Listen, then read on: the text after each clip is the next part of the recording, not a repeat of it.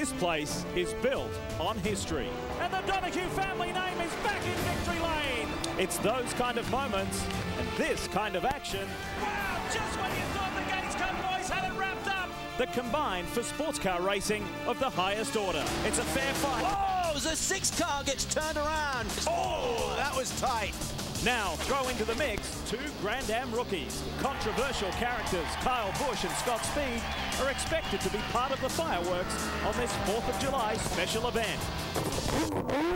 The championship is close, the racing even tighter, and 2 stars keen to taste what Grand Am has to offer.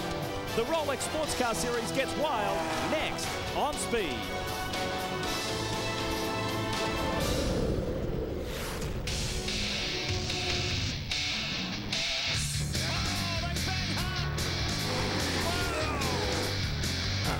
You saw the fire in his eyes. He said he wanted to get the win. He means business.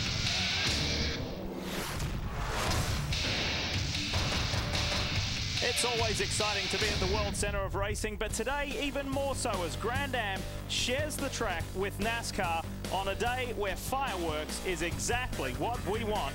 This is round 7 of the Rolex Sports Car Series, the Brumos Porsche 250.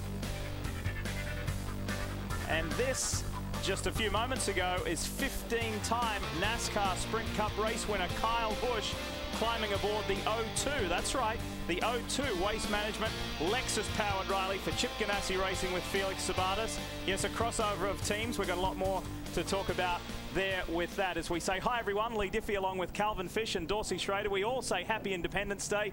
We hope you're enjoying this holiday weekend, but we're about to rev things up for you. Grand Am sharing the World Center of Racing with the Coke 0400 a little later on. It's going to be a good weekend. It's going to be a good day, Dors, and a lot of interest surrounding those 2 guys, Scott Speed, Kyle Busch. It's a good thing for Grand Am. The lure of Grand Am grows. Well, it's great when the superstars from other series come into the series. We see it happen all the time. It's really good for the fans. They enjoy it, but the drivers like to mix it up with one another too, and we're going to see that today.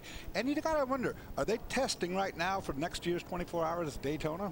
Might be. It's certainly nothing new. We've seen stars from various disciplines of motorsport come to Grand Am and come here to Daytona. Cal, these guys have chosen it right. They're running with a good team. Well, I think that's the key factor here today. It's Ganassi Racing. They've shown in the past they can run 2 cars without a distraction. And I spoke to General Manager Mike Hull this morning. He said the #1 priority when we took on this program to run the 02 was it did not disrupt the championship charge of the 01 machine. Remember, they've won 2 races in a row. They lead the championship now. They're going for 3 straight. But that's the big picture. When you think about the mindset of those 2 drivers, Speed and Busch, what's going on inside their helmet? Well, they want to make an impression. They want to ruffle some feathers here today. It's going to be a great race. Chris Neville, we see more and more all the time, drivers from various disciplines wanting to come and get a taste of Grand Am, right? Lee, and when it's January or July, it really doesn't matter. All these drivers want to come here, compete in the Rolex Series. Lee, whether it's January or July, it really doesn't matter. These drivers want to come and compete in the Rolex Series. And not only Scott Speed and Kyle Busch this year, but Buddy Rice back behind the wheel after winning the Rolex 24. Scott, you and Kyle have dominated the headlines, but you're doing it in tough fashion. Only 1 day of testing this week, and then we practice, race, and qualify in the same day. It's tough for sure. I mean, but we knew it was a challenge, and that's why we did it, you know.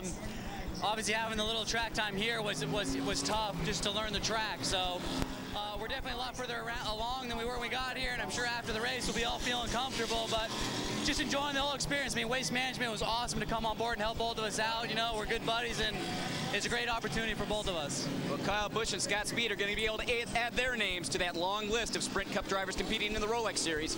Brian, what do you have on the rest of the grid?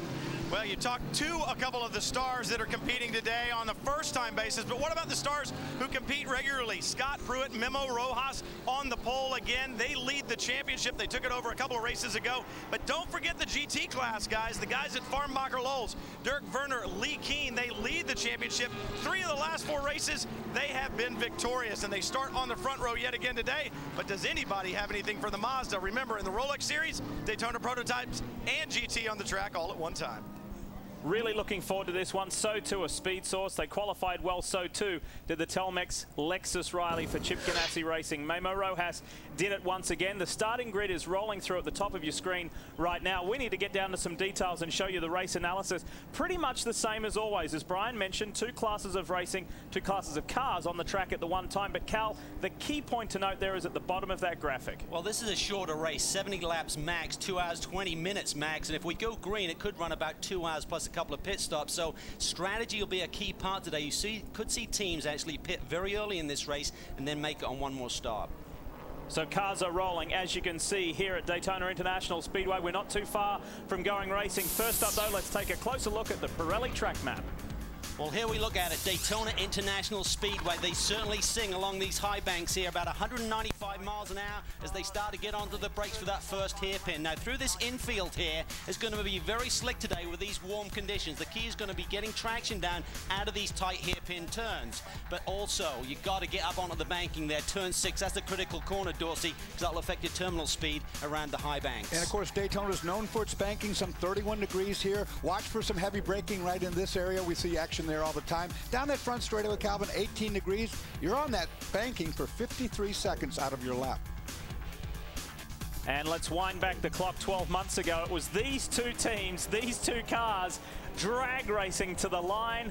I gave it to the 99 before they got to the line, and Scott Pruitt did it by 0.08 of a second. It was an incredible finish. At that point in time, it was the closest finish in Grand Am racing. Of course, Montreal eclipsed that. But this race always does something special. Traditionally, this has been run at night, and originally the Paul Revere. It's been run for decades and decades, and even it started at midnight at one point in time. But this is the first time in a long time it's been run in the daylight, and the Ganassi car is up front. The points leader, the defending champion, the defending race winners take the green flag and head to turn 1 out in front. Rojas, a great start there, immediately jumps to the front. Fogarty tucks in behind him. Then there's the 10 car, Brian Frizzell. Then the 24-hour winner, David Donahue, follows in the Brumos Porsche. That start was so good, I didn't think the starter was going to give the green flag. It was just a little bit opportunistic, I believe. Well, the 99 car had a bit of a scare after the final practice as we get ready for the GT start. And look at that, the Racer's Edge Mazda tucks nicely in behind. That's good work. Those boys are riding high on confidence at the moment. Young Tom Sutherland doing a really good job. Lee Keane goes around the outside. That's that silver Porsche you can see slotting into second position behind Nick Ham. That just displays the confidence that he has right now. Lee Keane in that championship leading 87 machine. This is a good GT battle now coming down to the first of the really tight corners, probably the slowest corner on this course, the carousel. Great run around the outside there by Eric Lux, really getting on the brakes late, taking the long way around, but gained a couple of spots there. But Mazda's 5 poles in a row here at Daytona, counting the one today. 35 cars in total on track, 19 Daytona prototypes, 16 of these guys, the GT cars, and Mazda hoping for something special here at a track that suits this car, this Mazda RX-8, very, very well. Porsche and Farnbacher Lowe's leads the championship. Will it be that way at the end of today? Dramas here for Kyle Busch, the 0-2. Got in too deep in the brake zone. That was what I was talking about at the beginning on the track map. An easy place to get into trouble. And the battle for the lead as the 99 Gainsco's got to run on the top. Well, same story, but different positions compared to the last lap of the race here last year. But look at this. The Pontiac Power up against the Lexus. A lot of this will come down to the downforce in the cars as well as Rojas sneaks back to the front. Guess who's getting a beautiful view of this is Brian Frizzell, who qualified really well, deep. and he's holds on to third. And there's been a swap of strategy for that 58, the 4th place car there. David Donahue now qualifying and starting. Traditionally, it's Darren Law. And at the back of this pack, Dorsey, Ricky Taylor having a great run in the 13 machine. 75 right there's been off a little bit. Tracy Crone back on course again. Remember, last year's pass for the win was because of the result of using the draft in the banking. I think you're going to see that again. Here's what happened with Busch. Oh, locked up big time. Locked up, had to release the brakes there so we didn't run it at the back of Darren Turner, who's subbing for Zonta in the 76 car there. We see it from the high cam, just locks up those tires. I don't think it was long enough lockup, Dorsey, to hurt those Pirellis. Yeah, I was about to say, you got to worry now about that flat spotting. There's a good look at it right in your face. Did the right thing there, though. As soon as he knew he couldn't get turned in, he just aborted on that, used that runoff area. It's the right thing to do. As long as you don't gain position there, you are allowed to take that shortcut. So the stewards would have been keeping a careful eye on that. But meanwhile, the 01 is running good up front. What's going on with the 02 car, Chris? Well, Kyle Busch was just in pit lane grabbing 4 new Pirellis, because you can see this is the left front tire. Big flat spot there, so getting in a little bit deep, and we know that Ganassi does not like to run a lot of downforce in these cars, especially here at the Speedway. They want to be able to go down that straightaway as fast as possible, and that has seemed to have caught Kyle Busch out, getting that flat spot. And this is something we saw with Memo Rojas in qualifying. He laid down a great lap, but later in that session, he also flat spotted a tire, so he brought the car to pit lane, but that lap held. Well, that strategy may come back and work out pretty good for the 02 car. We talked about the short length of this race. Theoretically, you can pit. He's done his mandatory stop before the 45-minute mark. And if you save a little bit of fuel, you could do on just one more stop. That's a good call right there. Not only did they need the tires, but I think it's an advantage if it goes green for a long time. These guys have to make green flag pit stops. He'll be in a good position. Good shot of the field there. It's Memo Rojas leading John Fogarty by less than half a second. Look how close John is now for that top spot. Then it's Brian Frizzell, this man here who won the Rolex 24. David Donahue, then Penske's Timo Bernard in the top 5. Ricky Taylor, very promising opening run ahead of Bill Lester, Darren Turner, Mark Patterson, and Jordan Taylor is in the 10. Brian? John Fogarty right now doing a great job in the 99. Lucky to even be out there, guys, on the last lap of the warm-up session. Just a half hour or so before this race started, they broke a tooth on the steering rack, and the crew really had to go to work very quickly in the garage to get a new rack in that car. It was very dicey. Barely made it to pit road in time. Got it out on the racetrack, but they dodged a bullet. If it had happened 15 minutes later in competition, it would have happened in the race. Their day would have been done. And one reason that steering rack might have broken that tooth might be this artificial load that the banking creates here that these cars don't normally run on except during the 24-hour Daytona. 6 years of history of the Daytona prototypes at this shortened event. The Brumos Porsche 250, there has never been a repeat winner. Will that trend continue today?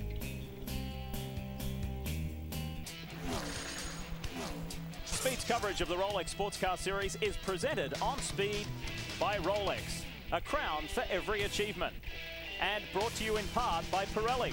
Power is nothing without control. We welcome you back to the World Center of Racing, and a quick snapshot of some news and notes for you in the Daytona prototype class first and foremost. And after a 9-race winless streak, how quickly things can turn around for the Ganassi boys. Pruitt and Rojas, they're looking for their 3rd straight win. Chrome Racing got 2 cars out there this weekend, and change of driver lineup in the 76. Ricardo Zonta has a clash of commitment over in Brazil, so Darren Turner, who's run with the team a couple of races in the 24-hour races, hit back. 77 new drivers. Rice and Garcia very fast in the test at Mid-Ohio, but the biggest thing, Dorsey, that Porsche rev limit has changed. Yeah, they've increased it from where it was 9,000 RPM, give them 200 more RPM. It does 2 things. It gives them a little bit more horsepower, but it gives them a much bigger advantage in the gearbox because they have a much broader scale now where to go. That's the Daytona prototypes taken care of. Now let's take a look at GT. While we've been away, you haven't missed anything, by the way. So the GT news and notes for you coming into this 7th round of the Rolex Sports Car Series. Patrick Dempsey, big on confidence after competing at the 24 Hours of Le Mans, and continues to improve. And Bucky's back. Kevin Buckner said, what the heck, I'm going to drive that 66 machine and help Spencer Pumpelly try and claw his way back into the championship lead. The Mazdas looking their 3rd straight win here, Dorsey. They're always strong. Yeah, they're good here on the straightaway, no question. McKean and Werner looking for the 3rd straight win in that Porsche, and they're right now running second to the Mazda on the racetrack. Back up front, this is it. Ganassi versus Gainsco. Memo Rojas, John Fogarty. And so far, these boys have kept it nice and clean. What does the master of American road racing think? Let's hear from him now, Scott Pruitt. Well, I think he's enjoying the fact that his car is running out front, but Scott, running in a little bit different situation here this week, and we've never run in the heat of the day at Daytona. How is that going to change the race? This changes for everybody. Nobody's ever raced here before in these kind of cars, at least in the current history of what we're doing. All of us are learning. You know, the clouds are kind of coming in and out, but the temperature's hot, the conditions are hot. Track's pretty greasy. How did my family at home? And we're just trying to learn along the way. Memo's doing a good job, but you know, being that this is such a short amount of time on a track, in cooler conditions, the race is the hottest, it's new for everybody.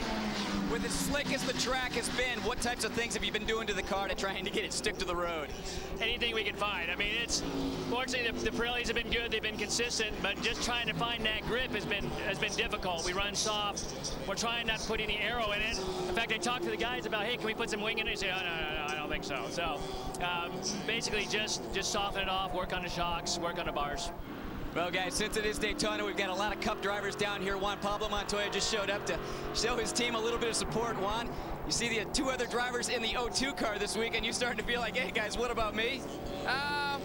You know, in a way, yes. You know, they told me if I wanted to do it, but with the race tonight, and you know how hot it is today. I would save all the energies for the race. That really counts for me. You know, we're running really well in the Cup, so we'll see what happens. You know, it's exciting to see Memo running really well this year.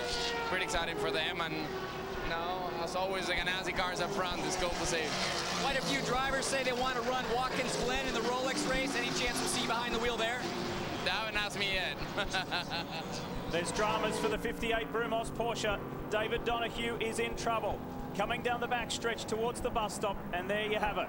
Got the door open because the car's smoking quite heavily. Calvin, you saw it in the brake zone. I don't know that he's not got fire going on here.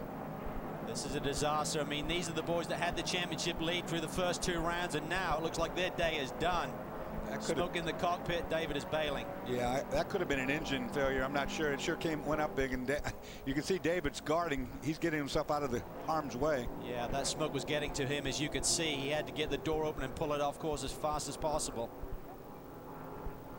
This is the car and the man that won the Rolex 24 at Daytona earlier this year. What a contrast. Fire bottle. They've got over 400 guests here, Brumos, and they were hoping for a return victory. This is not the images they wanted to see. Well, he was certainly showing some pace there in the early going, starting to really hound Brian Frizell in the number 10 car. And the Porsche starting to show some speed again, Dorsey. And they were talking about how hot it's 96 degrees out there. These two cars running really, really well. Moving up in the pack right now. Ricky Taylor's in the 13, Timo Bernard in the Penske Porsche. Well, it's a huge effort from Ricky Taylor and the Chevrolet-powered Riley to be ahead of the Verizon Porsche for Penske. This is great experience for Ricky, but he's also showing a lot of other teams what he can do. Well, you got to wonder, Calvin, about that 9,200 revs that you pointed out before, if that didn't have a little bit to do with this, if that is an engine failure we're looking at. Well, certainly could be a factor, but what a day for Ricky Taylor. I remember he made his debut here last year, Lee, and he looked across and they were running the second car under the Penske colors, and he looked a little intimidated. Now he's passing these cars. He's come a long way in the last 18 months. His new teammate is Mike Forrest, who's slowly building his experience. He's had 3 Daytona prototype races, but to be ahead of someone the caliber of Timo Bernard is a huge confidence boost for this young man. And just to reiterate, he is running 4th at the moment. The Penske car is 5th. Darren Turner, that was one of the green machines we saw, is in 6th. Bill Lester 7th, Mark Patterson 8th. 9th is Frizell and Jordan Taylor 10. And David Donahue plugged his radio back in, communicated to the team, and now they're trying to refire this thing. You're going to get him on an access road where he can get back into the pits from the backside. He just did that for communications. Probably tow him. Yeah, they are going to flat tow him in there. Guys down at Brumos pit, a lot of confusion going on down here as well. I did speak to the Porsche engine management guy, and he said it is not a motor problem. The problem was in the cockpit. So engine telemetry and all that says that the motor is fine, but something inside the cockpit. So David has gotten back in. He's talking to Mike Colucci. Colucci on the radio right now with David, trying to determine what the problem is and see if they can get that injured 58 back to pit lane. Well, when the smoke gets out of the wiring, it's, the 57 is off course. This is huge in the GT Championship. Oh, this isn't good either.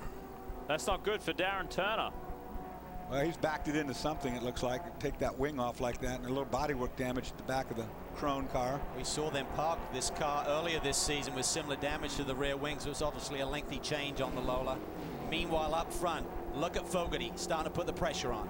You talk about drafting. This is a great place for these guys to draft. You get a big advantage here if you're not dealing with an overheating issue anyway. Coming into some GT traffic, let's not lose sight of the 10, the SunTrust Dallara. Brian Frizzell has done very, very well to hang with these front two guys. They were devastated at Mid-Ohio 2 weeks ago not to win. They were leading and leading comfortably when a caution, just the timing of the caution, dramas for the 60 and the 61. The boys are not playing well today.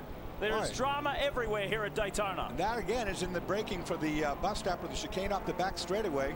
So you know they got together, Calvin, in the brake zone on the entry. That was a battle for the 7th spot. Mark Patterson now limping back to pit lane. Burt Frizzell, the other car involved, who had to start in the back of the field, having qualified third with a very fast car, but had a bodywork problem in terms of a bit too big on the front end. So they're starting the back and making his way through. Here's a replay of it. Tries to get underneath in brake zone there. And Mark just gets in a little bit too hot on the brakes, spins. 61 does an avoidance maneuver, actually. Look at the temperature in that cockpit. 115 right there. He's gotten a little bit too deep. He was feeling the pressure from behind, so he left his braking to the last moment, just lost the rear end. Bird to take to the grass. We will regroup and tell you who is where when we come back. But boy, a frantic start. However, up front, it is close. Rojas over Fogarty. This is something that's really gaining a lot of momentum, and I know that you've seen it a lot on Speed, and that is the Chip Foose Pirelli Edition Ford Flex giveaway. We've been telling you about it each and every round. You have a chance to win this special Pirelli Edition Ford Flex designed by legendary designer Chip Foose, and all you have to do is continue watching today. There'll be a special Pirelli code word shown on camera at least 3 times. And when you identify it, all you have to do is go to grandam.com/Foose, enter the prize word. I'll tell you lots more about it during today's broadcast. Good luck, get amongst it. A lot of you already have, and we've already awarded several winners. While we're in the break, check this out in GT between Farnbacher Lowles and the Leighton Reese Performance Group. 3 wide, the guys were battling really hard, but that was just two guys getting together. Calvin, looked to me like the 86 Eric Lux kind of got down on the apron there and sort of like veered back up into Kelly Collins. To the windshield. And, just narrowly missed Justin Marks there. And Collins' car blew the windshield out when it was backwards, so he's going to have to do a lengthy stop. Here, watch this. There it goes. And that is not a nice place to be going backwards. We've seen that before here in Grand Am Racing at Daytona. Kelly Collins on board, and this is the car in question as well, Eric Lux in the 86. Whether he caught the apron or he had a puncher, Dorsey, but suddenly the car veered up to the right. And it looked like there was a little bit of smoke, too. I agree with you, Calvin. It looked like maybe something did go wrong there. Brian? The 86 came to pit road, a flat right front. Kelly Collins in as well right now as we go full course caution. No windshield in the drinking made Pontiac down here. So as you guys said, it'll be a long stop. They'll have to move these tabs, slide the windshield underneath it, and then move the tabs back around. So a long stop right now for the 07. Yeah, even though he's got a full face helmet with a visor, they won't let you run with the windshield gone because it's been tried before. That would be a parachute down these long straightaways here. Blow the rear window out next. We've seen problems for the cars that run in 2nd and 3rd in the championship. These guys are 2nd in the championship chase. We saw the 57 to the side of the road as well, so this could really give the 87 car, Dirk Werner and Lee Keen, a big championship lead here today. There's a carcass off of someone's tire, or tire off of someone's wheel that's out there. All right, so they're scampering and scurrying on pit road because we're under our first full course yellow, as we like to do. We'll make the most of this yellow, squeeze in a commercial break so we can come back and show you as much live racing as possible. Exciting stuff, and Kurt Busch wasn't the only famous driver in that clip. Did you happen to see old Dorse in there? Is that Dorsey? I thought it was Wayne Newman. I was hanging around. You were there last year with the Mustang, weren't you, Dorse? Sure were. We auctioned off on the Mustangs from Ford Challenge, and it was really exciting. A lot of people. All right, here we go. First round of stops. As always, Daytona prototypes come in first, then GTs. This will be action. And what's going to separate Gaines, Cohen, Ganassi, and SunTrust? Is it going to be pit work? Well, it's going to be some quick stops down here because we're only about 11 laps into this race, so not going to have to take too much fuel, but the Ganassi guy is going to get 4 tires on the car too. No changes to the tires or to the car. I talked to Tim Keene. He said everything seems to be good. We thought we'd be chasing the track all day, but everything good with the 01 car, down and away. A little bit further down, it looks like Penske did do a wicker change on the back end of that car. Brian, what do you have at your end? No changes on the 99, Chris. It'll be fuel and 4 Pirelli right now. The 99 like he may lose a spot to the 12. Well, that's the real key. When you're not putting a full fuel load on, it really puts the pressure on the crews to get that tire change done. Well, I think that was a smart call right there. They got tires. They got to look at tires. They've been running on this hot. And that wicker that Chris was talking about, the wicker bill is an aerodynamic change made to the rear wing to give it more downforce. The 02, the second Ganassi car with NASCAR stars Scott Speed and Kyle Busch in it. Kyle is still behind the wheel. Of course, they pitted very early. Here we are, we're on board with Kyle now in his first Grand Am Daytona prototype race. He could be well up in the pack now, maybe up to even second. It looks like Ricky Taylor was the only car of the lead quartet that stayed out there. Having a great run here today in the 13 machine, and I believe right now that Kyle Busch may be second or third. We'll have to wait and see it. And that was that strategy you talked about. I mean, the fact that he had flat spotted tires is one thing, but I mean, to call him in on that lap and get him in position is good. And this is ideal because it's allowed him a few more laps in the car, get settled in, get into a rhythm, and really they got a little less fuel on board, but everyone needs one more stop to get to the finish at least. They're back on target. He was 15th in the queue, but he was still on the lead lap. That's the important thing. Brian, what do you have for us? Darren Turner in the 76 just heading back out on the racetrack. Extensive repairs to the back end of that machine. I talked to Jeff Hazel. They think it might have been a stuck throttle, which was the problem there. Also checked in on the 58. Seems like some type of a short in the cockpit created an electrical fire. So that's what has done the day for the 58. You also saw the 90 on pit road moments ago with Buddy Rice, the new spirit of Daytona. Machine with the Porsche V8 in the back. They did a longer stop than usual to check the right front. A bit of rubbing noise up there, but they got Buddy Rice back on track. Well, we were watching the tail section there of the Chrome machine exiting pit lane. I spoke to Nick Johnson this morning. He said, we're trying a different downforce setup. I said, what's the difference? He said, well, we normally run 17 degrees of angle in the rear wing. We've got 6. And he said, we normally run a 6.5-inch rear tab door. So we've got ½ an inch today. So that is a huge adjustment trying to look for and search for straight line speed here at Daytona. Well, a few moments ago on the exit of pit lane, we had a little drama too. As the 10 car, watch this, exits on. And here... Is that the two brothers still? Yeah. That was a close one. Brian and Bert Frizzell. Now GTs are in. As per Grand Am rules, on that first time by, Daytona prototypes come in, then GT is second time by. Brian's at Farnbacher Lowell. Brian? Lee Keen brings the 87 to pit road. Should be a routine stop. Interesting to note the 70 stayed out, but the 30 of the Racer's Edge, they came in as well. So one Mazda on pit road, one Porsche from Farnbacher Lowell's on pit road. Crew going to work. Routine stop for Lee Keen. They'll get this car back on track as soon as they can, Chris. All the TRG cars coming to pit lane, just taking fuel. I was thinking maybe we'd see Kevin Buckler get out of the 66 car since he's not in the points championship and hand it over to Spencer Pumpelly, but Kevin's staying behind the wheel, so obviously he's having fun out there. And the 70 car did stay out on the racetrack, but it looks like their crew's up on the wall, so I'm going to check in with them and see if they made a mistake. Well, that's the key, Chris. You mentioned Kevin Buckler staying in. He could have got out. There's that 30-minute rule in terms of getting points, but he's not in the championship chase, so you can actually sacrifice one of the drivers if that's going to get your car a good result. They're in that AXA 66 Porsche. There it is, just exiting pit lane. Kevin said, mind you, if I am not on the pace, because I haven't driven full-time in more than 2 years, if I am not on the pace, I'm going to get out of this car and give it to Spencer. But if I'm doing okay, I'll have a bit of fun. I'm actually surprised they didn't sacrifice one of their cars to have a look at the tires since they didn't take tires. I'd want to look at these tires with 97 degrees or so out there running for the first time this weekend. We should say this has been a one-day event. They unloaded this morning. They ran all their practice on the racetrack, their qualifying, and now this race back-to-back. They have no data. Keep in mind, Kevin's got a very busy schedule today, not only driving and running the sports car team, he has got his NASCAR Sprint Cup team, TRG Motorsports, in action with David Gilliland, starting from points, and he'll start 38. A quick reminder, coming up in 2 weeks' time, we'll be in Birmingham, Alabama, Barber Motorsports Park. If you have not been there yet, I can't encourage you enough to go. Grand Am, you know it's going to be exciting at one of the most spectacular racing venues you will ever see. The undulating, it's short but fast, and it is so beautiful there in Birmingham, Alabama. Oh yeah, it gets hot there too. Yeah. Just this an time FYI. of year. Africa hot. So we hear the 70 is in. Here it is. That's correct, Lee. No miscue on the team's part. Actually, they got in between the pace car and the DPs, so they got the wave by. So this team getting very lucky, went all the way around the racetrack, now coming in for just fuel. Nick Ham staying behind the wheel, and then they're going to be out and have almost an entire lap on the rest of the GT field. And if you've got sharp eyes, you may have seen a very interested onlooker at that Speed Source camp, it's Bill Riley, the man, the designer who owns the company that built this car. And of course, he doesn't have his own race team in 2009, so he has been going around to various customers and giving them help. He likes working with Sylvain Tremblay, and there he is at the Speed Source camp. We're back to racing.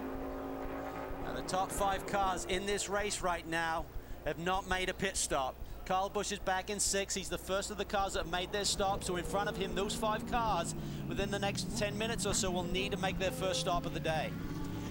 Remember, every car by Grand Am rules has to make a mandatory stop within the first 45 minutes of the race.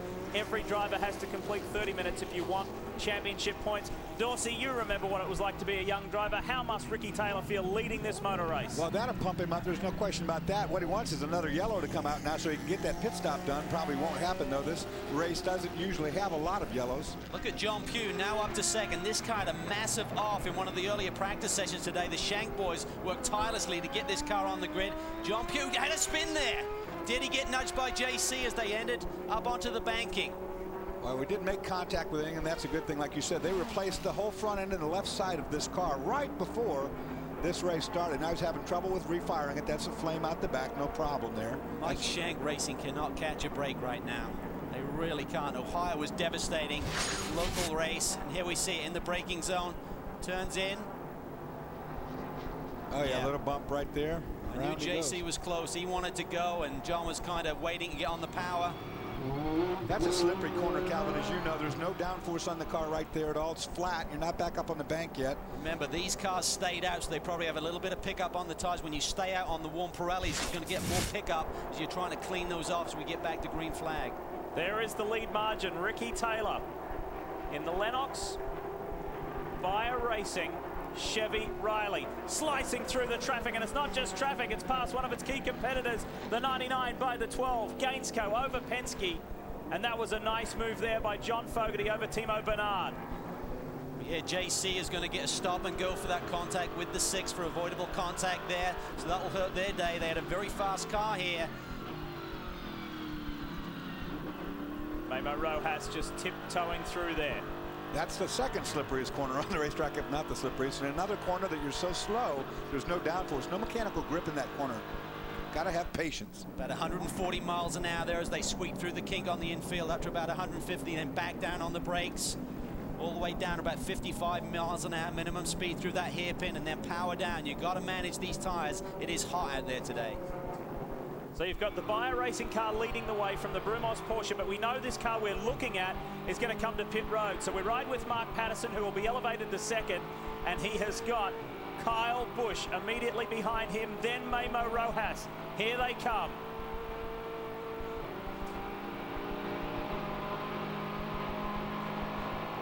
One thing we've got to watch up ahead here is with JC France knowing he's got to come in the pits. Where does he decide to slow that car up, and does he catch these guys out? Do they know he's about to come in the pits on this lap? JC will be pretty wild about that. He'll say, come on, I've done a lot worse than that, never done a drive-through penalty, but it was just one of those things in an awkward spot. Now watch up here, because you got to make this transition from the banking down onto the flat, and with the speed these cars are going, Calvin, 150, 155 in this area, you got to get it right. You do. JC stays out for this lap as they go through the tri-oval here. So Mark Patterson will be looking for a way by, but meanwhile the 02 car, he gives Memo Rojas a path down the inside. Mike Hull would have been on the radio saying, that's our championship leader, Kyle, let him through. Oh, trouble ahead. One of the Porsche just pulled off, just in time of the leaders. That's the Orbit Porsche, the 34 of John McMullen, and he's off to the side and in safe ground. That looked pretty bad, Calvin. That car was dead sideways in the track up there. Now this is a job that the 02 can do and do well. Get in between the 01 and the 99. Yeah. Get in between the 01 and anyone that's trying to challenge this car for the championship. That's the benefit of having sister cars. Ricky Taylor still leads this race by over 4 seconds, but he is yet to stop. That's the key thing. Well, everyone within the next 13 minutes or so will need to make that mandatory pit stop. Everyone, that is, who's in front of Memo Rojas as he takes that position away from Mark Patterson. Boy, Mark Patterson's car is really loose. I mean, that thing's wagging the tail all over this racetrack right now. So spoke to Oz Negri after the first practice, and I said, how's the car? He said, not bad, but he said in the chicane over the bumps, it really doesn't have a lot of confidence to the drivers. So he said Mark's really struggling through there, and here we see the 6 car in pit lane. Car looks to be in good shape. Michael Valiente taking over. Remember the spectacular drive at Mid-Ohio Valiente put in for Mike Shank Racing. And you mentioned it, Calvin. They just can't buy any luck. It took 9 guys 3.5 hours to get this car back on track, just to take the green flag today, and now to have that bump out on the racetrack and set them back yet again. This team's got to be wondering about what do they need to do to change their luck. Well, the Shank cars have been faster in 75% of the practice sessions this year, but they've yet to see a race victory, so that is devastating as the other car now hits pit lane. Patterson to the lane. JC does not come in. Memo Rojas down the inside, down into 1. So France still has not served his pit lane penalty.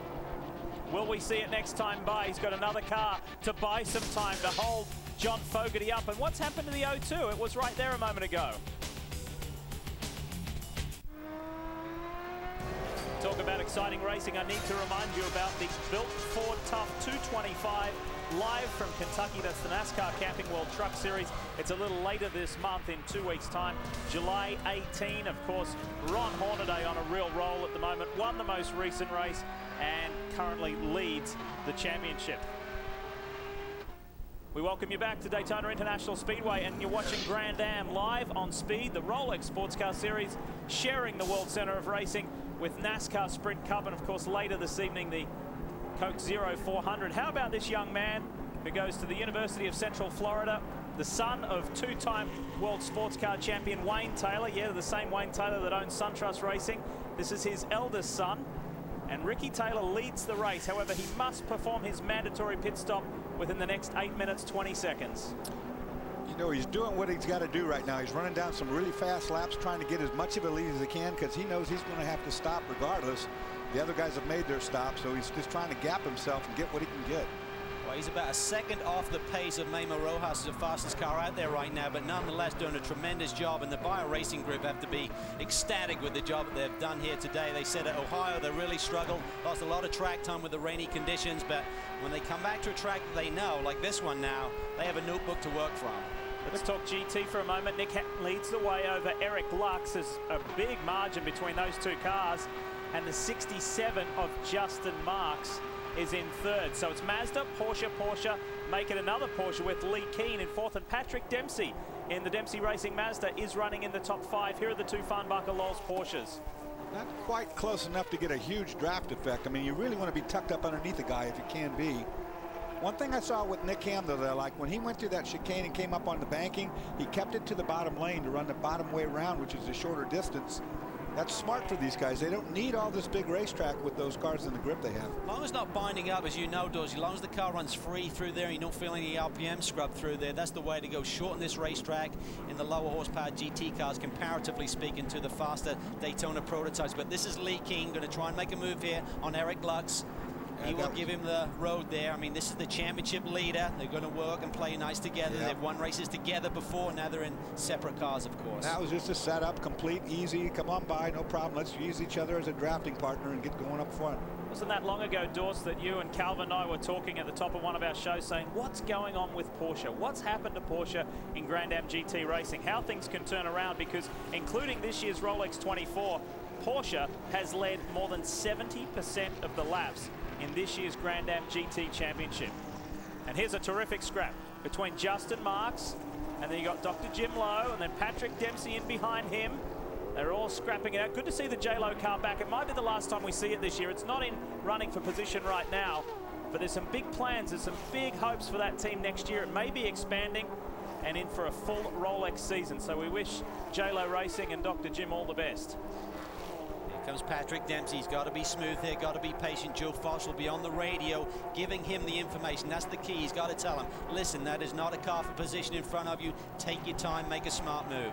Yep. And the Porsches, Lee, you were talking about before, have been given a couple of things to help their situation. They had a rear tire problem that they really struggled with. Now they've got some vents and blowers to cool that rear tire off on the Porsche, as well as, you know, the front tire was an issue early on. So they've been working. It's been a work in progress. Now the cars are competitive. I spoke to Greg Lowles here this weekend about about the change. He said particularly the new rear suspension is essentially the suspension of the RSR, which is the Porsche that runs in the American Le Mans Series. He said we have so much experience with that rear suspension, it's really starting to come into play here as well with the setups. Emil Asentato on the inside of Patrick Dempsey. Mazda versus Mazda, and it works. Of course, Mazda, Porsche and Pontiac are the three key marks in Grand Am GT competition. One of our key Pontiac teams has had some harsh luck today. Chris, what happened to the 57?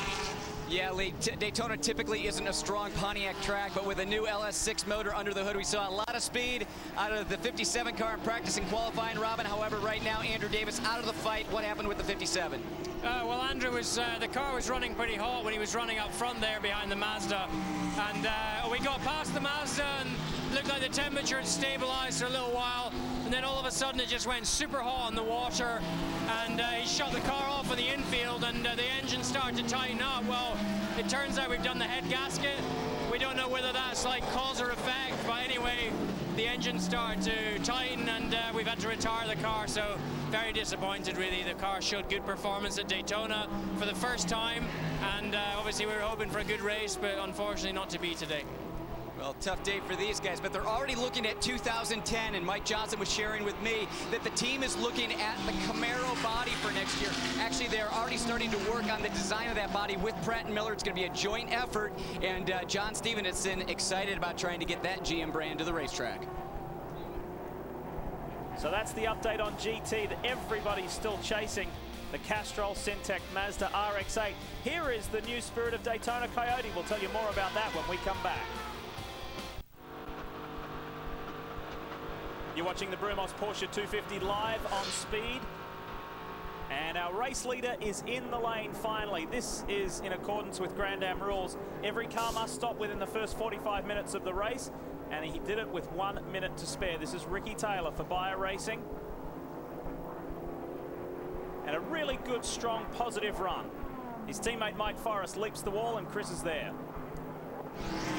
Yeah, Mike Forrest going to get behind the wheel. Great run by these guys, but obviously they're going to lose some track position on this stop. So they're going to get cycled back. The team getting the pit stop done. Everything seemed to be going smooth down here. A little bit slow on the tires up on the front end, but we do have to get a little bit more fuel in this car than what we saw from those cars earlier that pitted on lap 11.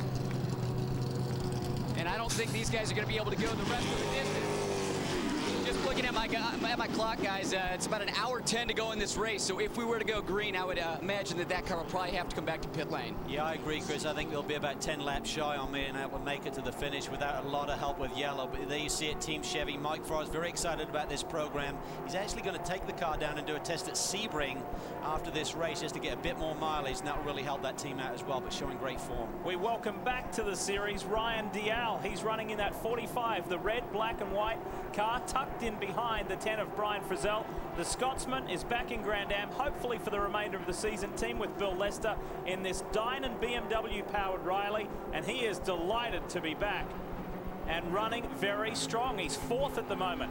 It's Memo Rojas, John Fogarty. There's only a second between first and second. This is for third and fourth, and behind these guys is Bert Frizzell in the 61. These guys are on exactly the same strategy, Dorsey. They all both pitted on lap 12. They've got 11 laps on the board right now, so this is for position, and there's no strategy involved there. So Ryan Dial, he's running third here last year, and that was really the last time we saw him with what was quite a full-time ride. So he's very happy, as you said, Lee, to have that full-time ride back and have some familiar footing. He's been with Peter Barron. Peter Barron run teams for the last 5 years, so good chemistry there. It was interesting in the practice session that the top 5 cars were representative of every engine manufacturer's up there. Now that Dynon BMW is back, that car was fourth. It runs fourth right now. Well, you've got a Lexus leading the way, over a Pontiac, over a Ford, over a BMW. 4 in the top 4 at the moment. Good close racing in the top 4. Let's take you back just a few moments ago and show you just how hard the race leader, who was just a corner ahead in traffic, is pushing. This is Memo Rojas aboard the Telmex Lexus Riley. Whoa. We talked about it before. The Ganassi boys love to run really trimmed out here, and that really affects the car in the braking zone. It's so easy to lock up those front brakes when you're not running downforce as you ride on board right now. Look at her shaking. We got a flat spot, boys. Look at her shake. Trying to weave through the traffic. Which way do I go? Which way do I go? Inside is the safest. Well, they really need to see if they can hang on a little bit longer. So if he pits now, he'll need another pit stop to get to the finish. He needs about 10 more laps on the board to do it with just that stop and see the checker. Calvin, he's going to have to brake a substantially a lot lighter than he was before, because you can see from that shaking, he's no doubt there's flat spotted front tires, and what they'll do is if you brake hard is they'll go to that flat spot and they'll stop there again and lock up, and you go right through the cord. Then you'll have a problem. We were sitting around mulling over some statistics yesterday, and we don't just sit around and talk about Calvin's golf game. And Nothing's good. Brian actually raised a point that the team that has won this shortened race at Daytona for the past 2 years has gone on to win the championship. It just so happens to be these two teams here, Ganassi and Gainesco, running up front first and second, as we're used to seeing them here at the Speedway. But watch the Gainesco now will have a huge advantage in the brake zones, because Memo Rojas cannot brake hard anymore. He's going to have to brake at 50% level, and that's going to leave him vulnerable in this short shoot coming up here in a minute there, Calvin. A lot of these teams stayed over at Mid-Ohio after the last race and did a test. As now traffic plays a part, and Fogarty is right there now, right on the gearbox of Rojas. Got loose coming off that one, though. I don't know that he realizes that Rojas is on flat spots. He'll know it when he come up here to the inner loop, because he'll have to brake really hard there. The 99 car had a great test at Ohio, the fastest car there on the Monday test, and Bob Stallings told me, he said, we found the magic sauce. He said the key now is keeping it on the bun, which I love that analogy in terms of finding something at one track, does it translate to a different racetrack? Many teams found that Monday productive, just like TRG in GT.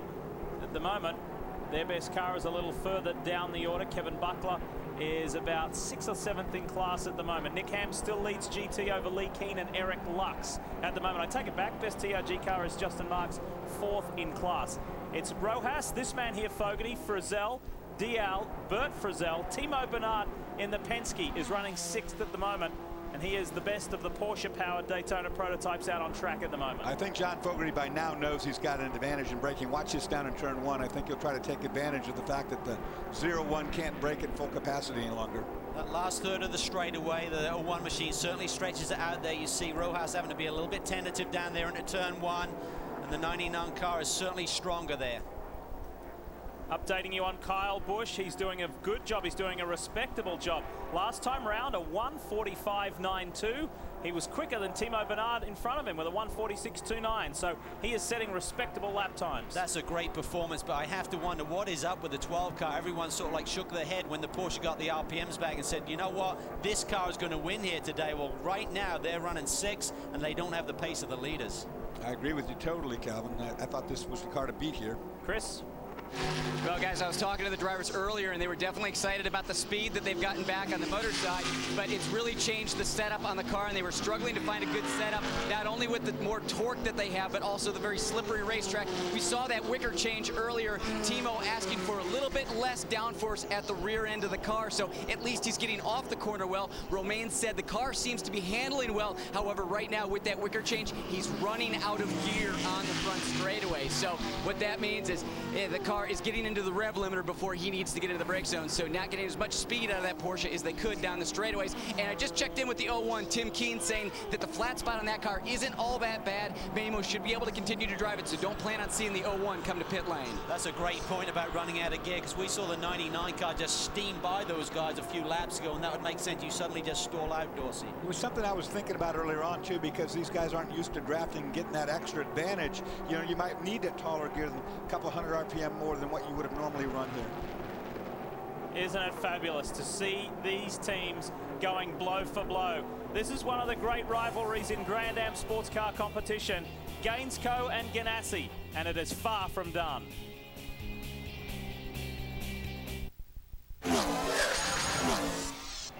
Is Pruitt going to do what the 61 did? He comes one high. Who's going to get it to the line? Pruitt gets it. Wow, just when you thought the Gainesco boys had it wrapped up. 0.08 of a second was the winning margin. How about that? What a finish that was, and what a season for close finishes 2008 was in the Grand Am Rolex Sports Car Series. Of course, the closest was up in Montreal. We're heading there soon next month. And just look at the margins of victory. 64,000, 81,000. It was very, very close. You notice Dorsey Lee doesn't call the finish now till the car's actually in victory lane. What was it? That wasn't his first time, was it? We got you that time, buddy. Look at this. How close can it be? Two great It's close on the inside. Fogarty, we've got a new race leader. His car is just much stronger, Dorsey, right now into those brake zones, and that looked easy. It was inevitable, really. You know, with the flat-spotted tires, I mean, you just can't push it. You got to just ride it out. If you go long enough, you can get that sort of, they'll come back around for you a little bit. 30 laps on the board, though, and I think within the next 5 laps or so, Timmy Keane may make the call to bring the 01 in. You want to be the first guy to pit and be able to make it to the checkered flag here this afternoon, and he's going to be getting very close to that window. Look back here at the third place battle. That's still Ryan DL trying to find a way by Brian Frizzell. And they've been going at it. He's been looking up the inside. Mike's got to run on him here. If he can get the power down. Now they're side by side up on the bank. BMW versus Ford. Riley versus Dallara. Side by side. The young American and the 27-year-old Scotsman. And Dial just thrilled to be back in Grand Am Series competition. Who will break the latest? Here they come down into the bus stop. Brian Frizzell's got the advantage at the moment. I don't think he's going to keep it. Ryan Dial's going to force his way to the inside. The locally based Orlando boy now takes away that third spot. He loves Daytona. He ran well here last year. And who can forget that performance he put on a few years ago in the Sam-Max car when he was battling with Montoya for the race lead. And you saw the discipline of Brian Frizzell. Once he knew he got to the point of no return, he just let it happen, didn't slow themselves up. Let's talk more about the 45 with Brian Till. Go for it, Brian. And remember Dial's win at Laguna Seca. It was fantastic drive as well. The crew just talking to him on the radio saying, you're the fastest car on the racetrack. Track down the leaders, get close to them. We'll get them on these pit stops. So everybody's got one stop to go. And if Dial can close just a little bit closer, it may be a 3-horse race for the win. I'll tell you what, Bill Lester did his part in this as well. A very good qualifying effort up in the top 10 and really held his own in the early going as Dial gets loose there under entry for the hairpin. Good to see Steve Dynan and that BMW power back too, for that matter. I mean, that engine is a very potent possible winner or contender for the championship. Nobody had been running it for a while. It's a bit of a gap back to the next driver, and that is Bert Frizzell. That's Brian's older brother. He maintains a very strong 5th for the 61A Motorsport team. Remember that they started at the back of the Daytona prototype pack after an aerodynamic infraction post-qualifying. So that's a really good come through from the back. Timo Bernard is 6th. Kyle Busch maintains his position in 7th, getting ready to hand over to Scott Speed. Speaking of Scots, Mr. Daytona, Scott Russell is in 8th. Tracy Crone 9th, and Oswaldo Negri for Mike Schenck Racing has taken over from Mark Patterson. He's in 10th. On board here with Brian Frizzell. Been doing a tremendous job here this year. Just the team was so unlucky at the last round at Ohio. They really looked like they were going to get their first victory of the season, which would have vaulted them to the championship lead, and just bad luck. Yellow came out as they'd already passed the pit lane. Along with this car, this is the second of the 2 front runners at Ohio got caught out by that caution and the timing of it. But Bert Frizzell and this team are really a team on the rebound. Led the early laps at Ohio, sat on the pole here last year, led the early going until a flat caused Mark Wilkins to have a huge spin that he somehow kept off the wall and got it to pit lane. But they have the secret magic here at Daytona, that's for sure. Real family affair. Brian Frizzell ahead. This is Bert Frizzell, their father Brad, a Sebring 12-hour race winner, works within the A Motorsport organisation with Ian Willis and Andrew Bourdin, and keeps an eye on his son. Meanwhile, his other one is off at Wayne Taylor's SunTrust Racing. This is strong. Remember, this car and this team is a 2-time Grand Am Daytona prototype winning team. Last year, they won poles, they won races. Well, they found their way with the setup finally. It was all about the spring split, and now when they take that same spring split to different racetracks, Dorsey, they can go back to last year's setup. Just a subtle difference with the Pirelli tire this year. They finally found that secret ingredient. Yeah, they're back on par as far as speed goes, no question about it. This car could go back to victory circle at any race from this point forward. Say spring split again. Kyle Busch we ride with now, the Waste Management 02. Lexus-powered Riley for Chip Ganassi Racing with Felix Sabates. First time in Grand Am. His older brother, Kurt, has done the Rolex 24 a couple of times, finished on the podium for Penske Taylor Racing last year. This is Kyle's first time. Remember, he was the Coke Zero 400 winner a year ago. So he knows the Speedway very, very well, but he's learning Daytona prototypes very quickly. Well, both the Busch brothers are really good road race. I'll never forget a few years ago, Kurt Busch got invited down to run a champ car at Sebring. I stood there in amazement as the first lap out, he was hard on the power and ultimately lapped within just trouble there as he misses the brake area again, second time.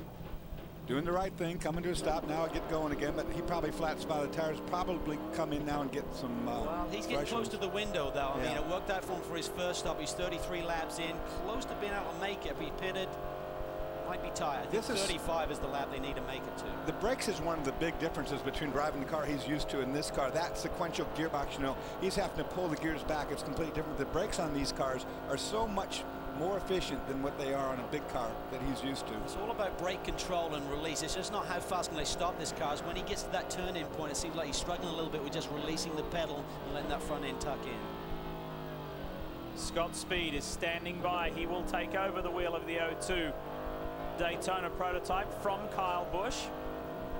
Let's give you a quick update on GT because Nick Ham continues to lead the way in his Speed Source Mazda RX-8 over the Farnbacher Lowe's Porsches of Lee Keen and Eric Lux. The second Speed Source Mazda is fourth, and Kevin Buckler is up into fifth. Enjoy the ride aboard the Mazda for just a moment.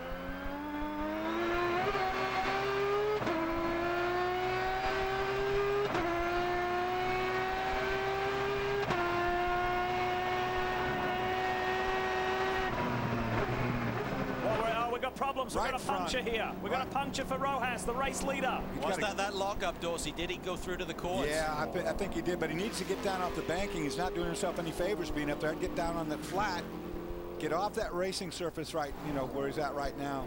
I think it is probably as a result of that locked-up tire. We talk about every time you brake, it wants to hit that same spot. That's NASCAR 2, Dorsey. He's got a long way to go. A long, long way to go. But what he doesn't want to do, Calvin, is be up on the banking, loading that thing even harder, because once that carcass comes apart, it can blow the whole front body work off that car, and then they got more problems. Well, we've seen this team work their magic strategy-wise so many times, but right now I think he may be okay. The good news is they're halfway through this event. I think Scott Pruitt, when he gets on board, may be able to make it to the finish if their car gets back to pit lane without an additional stop this afternoon for fuel. Well, see what he did there was real smart. He blew off the interlude, he slowed up like he was supposed to, and Reed went on. Take a look here where this goes. Right as just kicks off the wall. Good job. Good job. I take that back, of course. At that point in time, he wasn't the race leader. John Fogarty had grabbed the lead just a few moments ago. But this is sheer frustration. There's Tim Keen, team manager at Chip Ganassi Racing on the Daytona prototype side of things. Well, they were just rolling the dice. They realized they'd flat spotted that time, that they needed to get this mark in the race, so they didn't need to make 2 more pit stops this afternoon. That's Bob Stallings. Remember we said about this wonderful rivalry, Gainsco and Ganassi. That's the man who owns and runs this operation, as Memo Rojas has done a good job getting this car back to pit lane with minimal body damage. Chris Neville standing by. Well, when I talked to Tim Keen earlier, they didn't think they were going to have this problem. That's why they left Memo Rojas out there. Obviously, everything went bad. This tire going down, absolutely shredded. The team was ready for it. I brought a new nose over just in case that this tire ripped up the nose on this car, but it looks like it's in good shape. All the fasteners still in place, so this pit shop shouldn't take too long. Tire's already done, Pruitt behind the wheel, just waiting on fuel, but the problem is they've already dropped back to 13th, guys. They've already dropped back to 13th. They have a fast car. They need a caution this afternoon to get to the sharp end of this field. Just one full course caution so far today. As we said right at the top of the show, we've seen this racing, Grand Am racing at Daytona International Speedway go as long as 100 laps without a caution in the Rolex 24. This race is only 70 laps long. Dramas for the 70. What has happened here? Ooh, that was an early spin. Nick Ham looked like he might have locked rear. Yeah, listen here. Oh, mismatched downshift. You hear that? Yeah. He popped it down into the lower gear without getting the engine revved up, and it's just locked the back wheels. They'll be low on fuel, so sometimes that changes the weight distribution, lightens up the rear end a little bit. Meanwhile, Kurt Busch is in, the other Ganassi car. Kyle jumps out. Kyle getting out of the car, Scott Speed getting ready to have his first taste of Rolex competition. Kyle came, got the car under control coming into pit lane down to that 45-mile-an-hour speed limit, but then was a little bit slow from the cones to the pit box. So the team here kind of waving them on. Come on, come on, get it down here. We got to be quick here. We're in a really good position, still up in the top 10, running 7th right now. Now this team was the team that ran Rob Finley and Michael Valiente back in 06. They've pretty much just been working out of the shop the past couple years, but they are still a well-oiled machine, and this is the car that won the Rolex 24 back in 2006. Jason Sobush, the crew chief here, and he said all the boys from the shop are pleased to get out of the shop, but saying that, I'm not quite sure if we're that pleased to be here this weekend with this humidity and temperature. But a good solid run so far, and the test that they did at Putnam Park in Indianapolis went very, very well earlier this week. Saw Andy Brown, a renowned IndyCar engineer, on their pit box this morning. I spoke to Mike Hull about it. He's one of their main guys at Ganassi Racing in the R&D development area, and he said really it's just great to get a fresh perspective from new drivers coming in. You never stop learning, even though they're leading the championship. Scott Speed struggling with something on top of his helmet. I don't know if that was his radio hookup that he was trying to grab far up there, but he was having a little bit, got almost in trouble there too. Angelelli has grabbed the wheel from Brian Frizzell. Well done, Brian Frizzell, is what we can say. Good opening stint. Now it's up to the Axe to bring it home. See how confusing it is trying to get all that stuff in there. Now, the trouble here, the 90 off the road. Garcia. This will be a full course caution. That was after the one of the high-end speed parts of the racetrack. Well, the 10 car have now caught a break because they got their pit stop done before the yellow. Remember, Ohio was the reverse situation. So all of those other lead cars, now the 99 car, the Fogarty machine. Right rear tire is gone, boys. I think we've had a right rear up on the banking is what I think. So we saw the problem at Ohio where it was the 10 car that caught out the leader of the race. Now, right now, the 99 car. Similar scenario, they're about to pit, and they've got caught out by the timing of this caution. Pit lane is closed. What is it today with the boys who won the Rolex 24? First it was David Donahue out. Now Antonio Garcia, who shared that 58 with him earlier this year, is also out of the race. That's not the debut they were looking for that new Coyote for Spirit of Daytona Racing. There's Alex Gurney standing by. He'll take over the wheel of this car, the 99. We will squeeze in a commercial break while we're under this second full course caution. We come back, we'll have lots more for you. You're watching Grand Am live on Speed.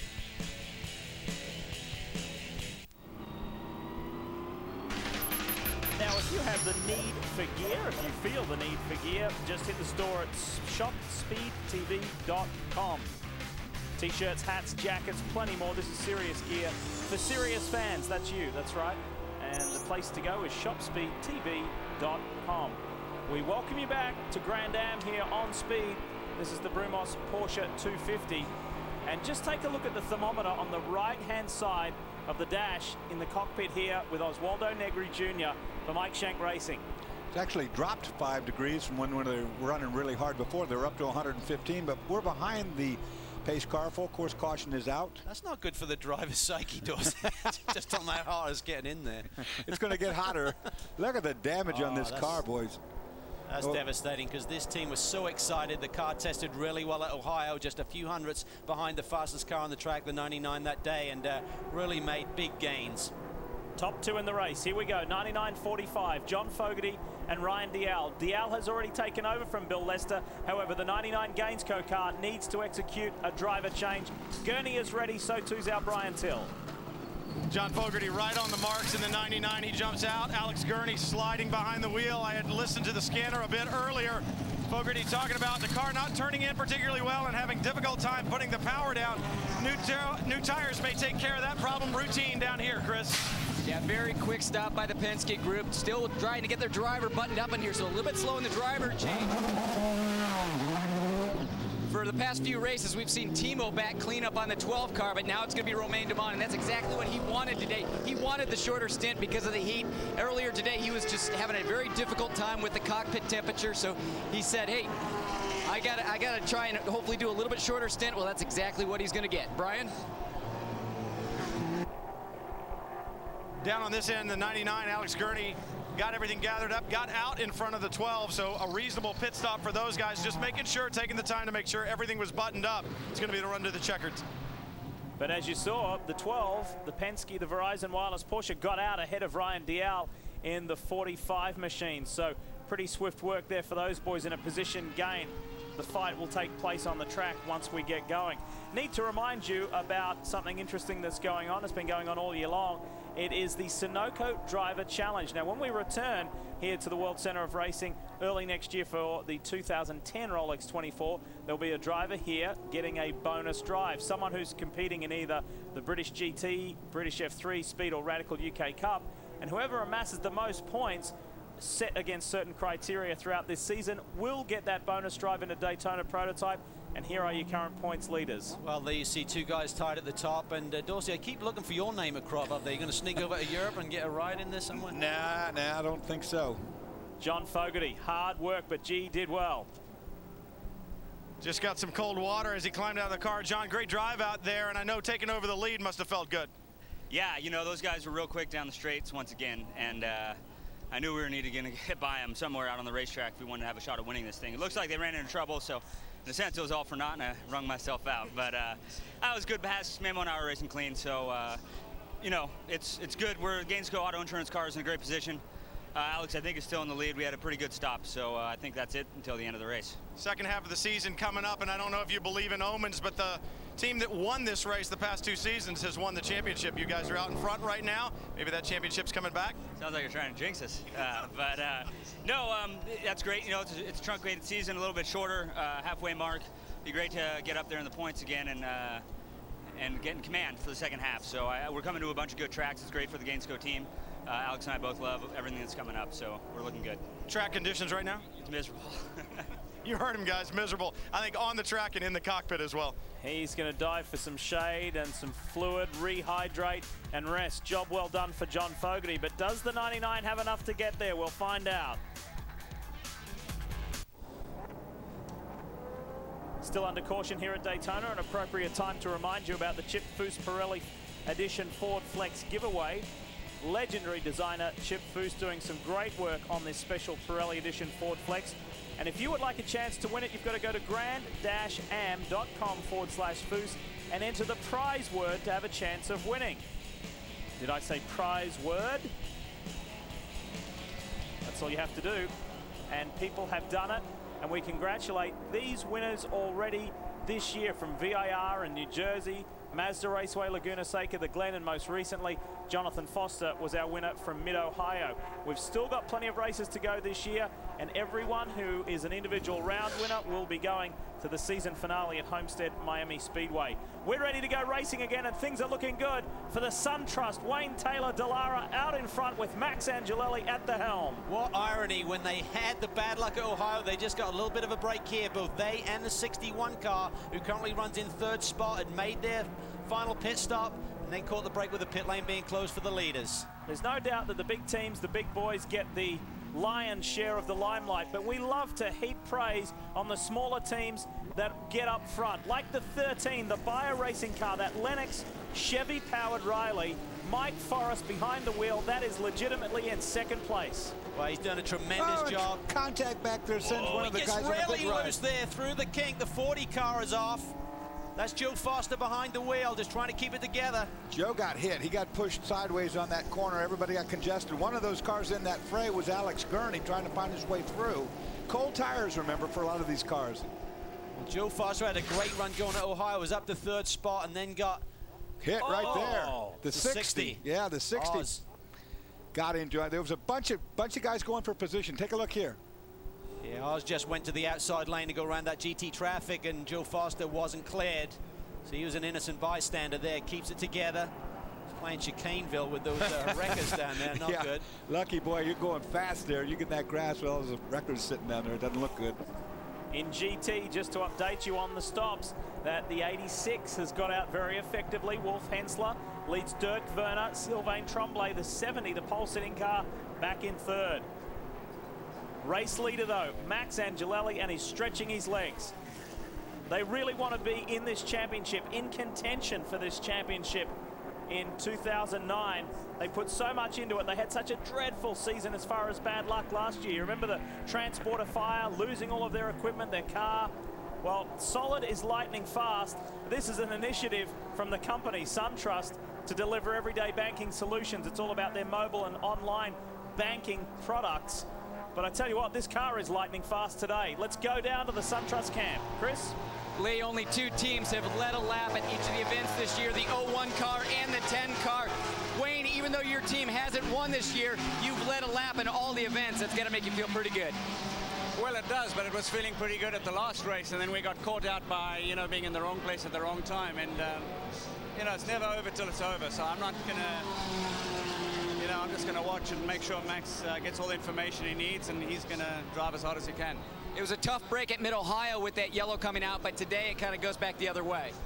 Yeah, it does. You win and lose some of these events, and it's always hard. I think from a competitive standpoint, maybe they should implicate a new rule. If a car just stops, for standing yellow, but today it's playing in for us. We've still got a long way to go. What about that 13 car wandering around behind you? Are they going to be a friend or a foe? No. I mean, Ricky did a great job, leading the race, and now Mike's up to second. We obviously don't have to stop again. They do. So, but they're the enemy like everybody else. Well, he might be saying that now, but when I initially came up, guys, first thing out of his mouth was, what do you think of Ricky in the 13? He's very proud. Very proud. His other son, of course, Jordan, is sharing with Jared Byron in the number 5 car. They've switched from Honda Power to Chevy Power this weekend as well. There's been a penalty handed down to Oswaldo Negri in the Mike Shank Ford, the number 60, for that contact with Joe Foster. So Oz will have to come to the lane. Well, like I always say, though, cautions breed cautions. These restarts with mixed fields, it's just so easy. Cold tires. There's Oz. You can tell by his eyes he's not really happy about the whole fact, but he'll have to come on pit lane. We'll take a look at what happened. I mean, it's just congestion. Everybody going for positions. Watch here in the center of the screen. The black and orange car is going to hit this Mazda right about now. Tries to thread the needle, and the needle didn't have a big enough eye, Dorsey. No, but this is a wild ride for Joe Foster, as you said, because you're going so fast around that grass. And right in front of him up here, there's a whole bunch of records that are parked. The Mike Shank Ford displaying some new sponsorship this weekend. The Lab Series skincare brand. Of course, they've got Sean Jean fragrances aboard it as well. It's all part of the Estee Lauder group of companies. You wear some of his clothes, don't you? And the fragrance, too. Okay, I get it. You're ganging up on me today. You're going to cop it when we go to Barber. Look at this. Big scrum here. 13 car, the 99 car with Gurney, though, is on the charge. And right behind him is Ryan Dial. Well, we enjoy this. It's been a very productive day for the Frizzell boys. Let's hear from one of them. Well, we talked about how the team really came back on 2008 form back at Mid-Ohio, and Bert, I know that's got to make you guys feel so good, but was it tough the first half of this season trying to find where that sweet spot in the car was? Oh, it's brutal. When you think you're getting into a perfectly sorted race car and then you're searching for grip, it's tough, but Ian figured it out. We had a great test at the Glen, and I think it's shown. I think Mid-Ohio is where Mark and Brian turned it around in 08, and sure enough, it's where Mark and I turned it around in 09. The 61 was just so dominant the second half of last year. Should we expect that this year too? That's what we're hoping for. I think now we're showing that. I mean, in Mid-Ohio, the 10 car and us were running 1-2 with the yellow. It caught us out. Today it helped us, and we're working hard, and we got the best power in the business. Well, like you said, like the 10 car, they got caught out by that yellow, but hopefully not today. Brian? Mike Shank down here trying to keep track of both of his cars. And Mike, I don't know what you guys have done, but you can't buy a break. Contact with Oz, that's going to bring him through on the drive-through. How much bad luck have you guys had, not just this weekend, but this year? Check it out, Brian. I mean, we have had tons of problems. I don't know. We got to do something to get this black guy out. The cars are good. We got Michael up there. If we can get another yellow, we can get Oz back up there, too, with the Sean John car. So not giving up yet? We're not giving up. I mean, we're about dead here. My guys have worked their butt off all day today. They've done a great job. Remember, guys, they had to get the 6 car out after the damage in the practice session this morning. They're not giving up, just like Mike Shank said. And the 6 is in 6th. Meanwhile, Oswaldo returns to the track, plays catch up. When we come back, we'll tell you who is where in GT.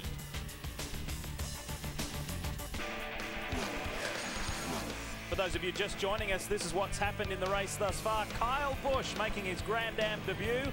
He was running pretty quick at the beginning too. Couple of lockups, but he put in a really good opening stint. Tracy Crone contact there with the 61 AIM Autosport car. The 8 car was in the middle of everything. Bert Frizzell and Mark Patterson here. No contact there, but just an anxious moment. Front right tyre blowout here puts Eric Lux into Kelly Collins. Wasn't Eric's fault. He was a passenger there, and both boys a lucky escape Brief contact there between JC France and John Pugh. Then a pass for the lead. Fogarty on Rojas. These two guys raced hard and clean for a long period of time. Good battle for third place as well. And Ryan Diel pressured Brian Frizzell. And the Scotsman took over a top 3 position. Then while running second, a tyre drama for Memo Rojas. He flat spotted, and obviously was flat spotted too severely, and it wore down. And Memo had to wrestle that car all the way back to pit road. Then while leading GT, Nick Ham ran into problems heading into the Eastern Horseshoe. That's what it sounded like for Nick. The 70 Speed Source Mazda still very much in contention. Scott Speed is aboard this 02 Waste Management Ganassi Lexus Riley. We ride with at the moment. The Rolex race summary has been a little bit of everything today. There certainly has, and I have to question on some of the GT cars whether they're going to be good on fuel. Talking fuel numbers this morning up and down pit lane, they're going to be squeaking it really close to not need a splash here before the finish today. One thing we haven't underscored enough so far today is the high humidity and high temperatures here in Florida. These boys are working overtime. Take a look at Lee Keane down in the Farnbacher Lowes camp.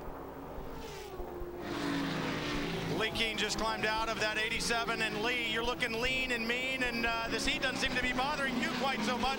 You guys having a great season, 3 wins. How's the car today? The car is awesome.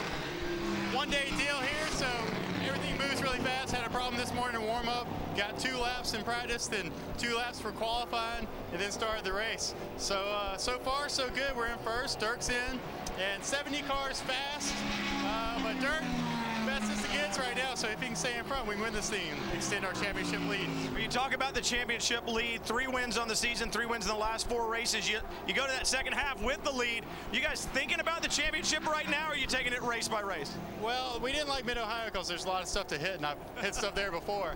This track is real safe, and we're kind of programmed here for the 24 race to be safe and kind of make the car last. So we're looking forward to this race. We've been good out the box every race, so we have an advantage, and you can see it. And they've got good tire wear today, too. They're not having those tire problems that the 86 is, Chris. Well, when you think about strong teams in GT at Daytona, TRG is always one of them. Kevin, you've led this team to a lot of wins here, but today you're back behind the wheel and the car running fit. You got to be pretty happy. Yeah, I was pretty good. You know, I just didn't want to make a mistake. I figured what you guys would do to me on air would have been not worth the price of admission. Right. So all 4 cars are in the top 10. The guys are doing great. All the drivers out there, man, it's hot. We're doing our best. That little AXA car that I was pedaling, our good friend Brent Koch from AXA and all the boys from that company are working real hard right now to try to put together a prototype program for us for next year. So I wanted to come down. I wanted to do this race. We got the Cup program tonight, and hopefully we can put the car on the podium. So I'm just glad I didn't screw anything up. Well, maybe not giving you a hard time, but we're looking at a lot of young drivers right now. They're having a hard time with the heat. You just got out of a long stint. You're looking real fresh. No problem. No, it was all right. It really is really hot. I think everybody was taxed pretty good on that first stint, and the yellow came out at an opportune time. So. Well, guys, already only halfway through this season, we're starting to hear some great stuff about 2010. Looks like TRG might be doing a prototype. Well, Kevin was right about one thing. I'm looking over here at Calvin's notes, and he was ready to blast him one. He made a mistake. Double duty. Have a look at that. What's going on here on a massive day at the World Center of Racing. Of course, the Coke 0400 later on tonight. This is the Brumos Porsche 250. And lots of team owners doing double duty here today. To update you, we were talking GT there for a moment. To go back to the championship in Daytona prototypes, the top 3 in the championship are separated like this as far as on track.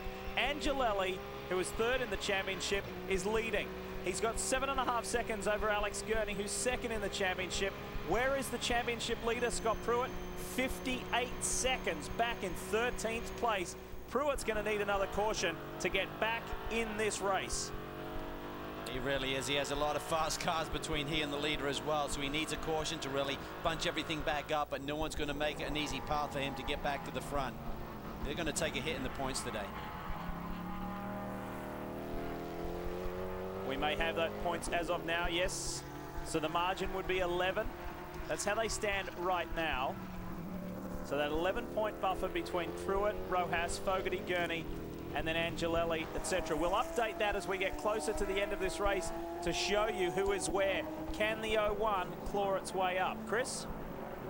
Well, Tim King down here on the radio. Tim, we saw the 99 have problems at Watkins Glen, the 10 car at Mid-Ohio, and now you guys having a rough day in the championship.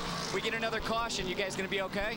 We'll be okay. That's what we're hoping for, is a caution. I mean, Pirelli built a great tire, and we messed them up. Mamo drove quite a while on that tire. Any other damage to the car, or is everything good? No, everything's okay. It rubbed the splitter a little bit, but we're okay. We're just hoping for a caution. We got a really fast car if you look at the times. I mean, we just need to get caught back up. Well, they need to get caught back up, but then they'll be in all that traffic, and it's not going to be easy to get back to the front. It certainly isn't. It's Angelelli, Gurney, Dial is up to third, Wilkins fourth, Valiente is in fifth. Wouldn't that be a remarkable story if Valiente can get that car on the podium?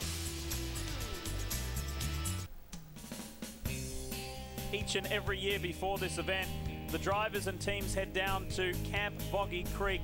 This is a wonderful place just south of Daytona, and it facilitates children who have chronic or life-threatening illnesses. And the camp, it's pretty basic really. They just want to give the kids fun. They want to empower them physically. They want them to be safe and medically sound.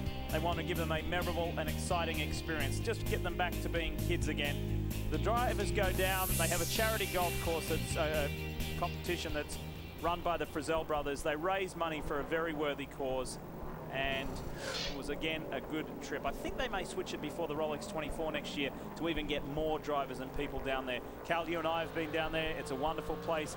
The kids are terrific. It's completely free for the parents, but it relies on donations, and it is certainly a very worthy charity. It's the official charity of the Grand Am Rolex Sports Car Series. It really is a beautiful place, and it really puts their life in perspective when you go down there and see that. Trouble here. Problem here. The 09 may have been involved in this. There he is. Well, they were in a big scrap for 6th place, and there was 3 cars going at it.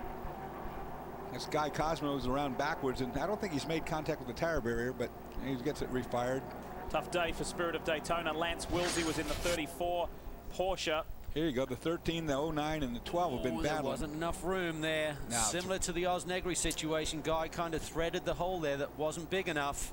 Running in the 7th spot. 3 wide. You just can't do it. There's no grip. That's that place I was telling you about before that's so slow and no grip at all there. Try to take the 6th position away from Mike Forrest in the 13 car. He's back underway, and we believe this may be the last outing for he and Scott Russell, for the time being at least, as they now focus on the 90 machine. That is the Spirit of Daytona car team. Hopefully we'll see these boys back sooner rather than later. More on the 09, Brian. I was talking to Troy Fliss earlier today, Calvin, and you're right. The 09, he said, you know, basically we want to continue the development of this Coyote chassis. That's what the 90 is. We literally don't have any more parts for the 09. We need to continue the development of the newest Coyote, and that is the 90. So that's what they'll do. Scott Russell and Guy Cosmo will still be around Grand American Racing. They're going to run in the Coney Challenge Series. He tells me they want to keep them around in case they find additional sponsorship to run a second car, and certainly that's what they'd like to do next year. But expect to see the 90 with Buddy Rice and Garcia in it for the remainder of the season. The 09 will go back to the shop. The 10 of Max Angelelli continues to lead this race by over 7 seconds over the 99 of Alex Gurney. Ryan Dial in the 45 is up to third, but this is one of these stories of the day. This car's front end was virtually wrecked before this race earlier today. You heard the boys say 9 crew members to take 3 hours to fix this car just to make it to the start line. John Pugh was involved in a spin early in the race. He had a good promising start but was turned around. They got it back to the lane, and Michael Valiente, the Canadian from Vancouver, is taking this to the front. He's absolutely flying, and we've seen him lead the timesheet so many times this year, Dorsey. The car just rolls off the truck quick every weekend, every racetrack they go to, but they just can't buy a break. But right now, they have a healthy race car in the 4th spot. Valiente is running times a little bit quicker than the leaders, and he just needs a little bit of break in traffic, maybe a caution to be right there. Maybe this is it. There's a 85, the Porsche spun. That's in the exit of turn 1, more or less. Trying to get underway again. That car was not wrecked a little bit. I got to tell you, the whole front end, both sides, left and right, the entire left side bodywork, the under tray. I mean, those mechanics worked feverishly. I couldn't believe they even got it done. The 3rd Fun Buckle Lowell's car, the 85, gets going again. This is the battle in GT. We ride with Sylvain Tremblay, team principal in the 70 Speed Source Mazda, chasing the 87 of Dirk Werner. This is a familiar storyline and a familiar scene. And I need to tell you that just briefly in DP, Alex Gurney's just laid down a flyer of a lap, a 1:42.9, to bring it with less than 6 seconds to Max Angelelli. This race is far from over with 18 laps to go. This is going to be fascinating to see how these guys stack up here. There you see Ryan Dial just flash by in the third place Daytona prototype, and there's Valiente, two old Atlantic sparring partners now going at it hammer and tongs here in DP Racing. And with these GT cars in the way, things are going to get real interesting in these brake zones. You can use these GT cars as a pick to use advantage. Chris, tell us more about the 70. Well, guys, looking back at Mid-Ohio, we saw all that oil coming out of the 70 car part of the way through the race. And what they had is an oil pump issue with the car. Really, the ratio between the pump scavenging and pumping was off. So that's why they were losing all the oil out of the car. They got it all figured out, so no problems here. And one of the biggest improvements with that car, Sylvan was telling me, is the new nose on the front end. Always in hot temperatures, that car seemed to struggle a little bit keeping it cool. That new front end is keeping that motor about 10 degrees cooler, and he said it's in the perfect operating temperature for that little Mazda. And even though it's creating a bit more downforce, not really slowing them down enough on the straightaways, but making them a lot faster on the infield. It is, and I spoke to David Haskell this morning, who really engineers the whole squad there when he's not driving himself, and he said the new nose really gives it a lot more grip through the kink, which is the corner that's coming up after this hairpin. So he said we've actually had to stiffen the spring setup a little bit to support that extra downforce. Of course, what Chris was talking about too was the oil system on these engines is a dry sump. In other words, there is no oil in the oil pan of the cars, or there shouldn't be, because the scavenge side of the oil pump pulls it out, puts it back into a tank where it gets recirculated through there. That was off, and so it was holding oil inside the engine and pumping it out as a result. 87 is Dirk Ferner, taking over from Lee Keane, championship leaders in GT. They've got a 16-point margin. That's the healthiest, the largest lead in GT we've seen in 2009. Have a look at this. Second, third, and fourth. Talk about old Atlantic competitors. Alex Gurney, Ryan Dial, Michael Valiente. There's your race leader, Angelelli. He's got 5.2 seconds over this man here, the 2007 champion. But Dial and Valiente are coming. Well, they're certainly going to be coming. Another key factor is that these boys have a couple more laps of fuel on board than Angelelli. He pitted on lap 35, these guys on lap 37, so it's going to be pretty tight. I assume from the interview we did with Wayne Taylor, he seemed pretty confident they were okay, but you have to think about it, with the pace they're running, they're going to be burning fuel. Pruitt is still buried down in 12th, 48 seconds behind the race leader, Max Angelelli. And unable to match the pace that the guys up front are. I mean, those guys up front are running out some fast laps right now. 42.70 for Alex Gurney that lap. All right, we need to squeeze in a break. We need to leave the World Center of Racing, but we will be back. You're watching Grand Am live on Speed. The Brumos Porsche 250. Can Max the Axe go all the way?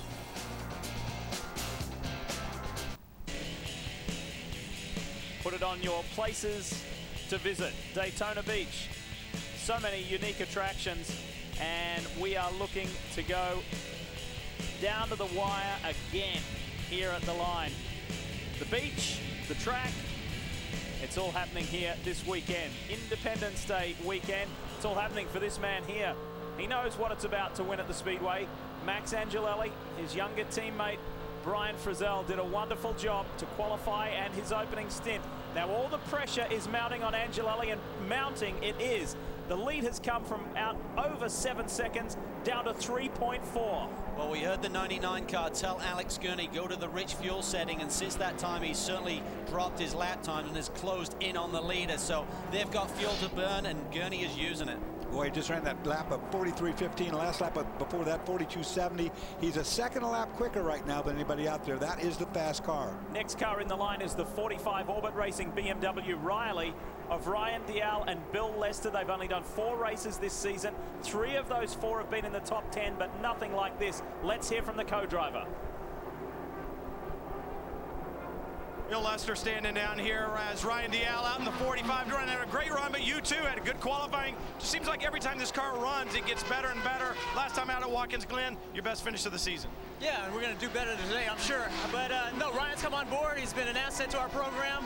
We snapped him up, and things have been going really well. We're getting our program back to where it needs to be. We've been struggling for the most part, and now we're turning the ship around, and it's really exciting. There's a bounce in everybody's step, and you know, for the car that's out there without any real sponsorship on it, I think we're putting a pretty good program together and a pretty good you know, effort here today, and we're hopeful that we can get a few more dollars together so we can run the whole, you know, remainder of the season. Right now, there may be a few races that we might miss, but we're hopeful we can put it all together. Well, you look like one cool customer, and one of the reasons is it's very hot out here today. And take a look at this.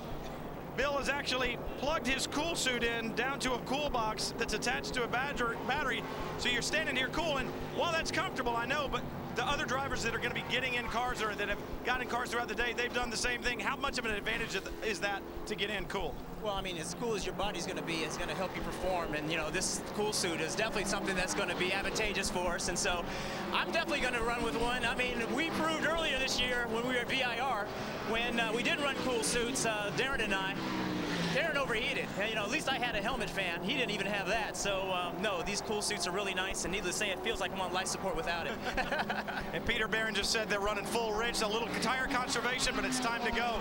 Ryan Dalziel's been turned loose, guys. Well, although most people know Bill Lester from the Craftsman Truck Series, he really started his career as a road racer. In fact, he was one of my students at Skip Barber so many years ago. You're not taking credit again, Dorsey. Well, he didn't mention it all year. Now he's running in the top 3. Suddenly you coached him. Well, everybody from one Pablo Montoya to Bill Lester, Dorsey sticking his hand up for. Yeah, that's true. As long as they're doing well. Yes, he did compete in the Camping World Truck Series for a long time, but he's enjoying his new home in Grand Am Series competition. I think the key is just the solid foundation, unique consistency. They've rotated a lot of different drivers through that car. Now they've got Ryan on board for the season. I think they'll start to see the results. This stop is a shame. This is taking these guys out of a solid result, Chris. Yeah, they were just outside of their fuel window, Lee, so they had to bring the car back to pit lane. They're going to put Ricky Taylor back behind the wheel since they had to come anyway. So they're doing fuel and tires. Ricky Taylor going to get back in there, and then hopefully they're going to look for a caution to try and get that car up front. But really great run by the 13 team today. They've got a lot of speed. Ricky said, hey, that car was amazing, and the power plant just so strong here at Daytona. So hopefully the second half of the season we see more success out of those guys. Cal, they played a strategy that might have worked if they'd gotten some more yellows, but it just didn't pull out that way. The key is the car is fast and the boys are quick and they're going to make a lot of progress. The other key is 1.5 seconds separated Max Angelelli and Alex Gurney last time round. Look at how aggressively the points can switch. Last time we showed you the points, that was before this race started. Now the leaders suddenly would find themselves down in 3rd place. We'll be back.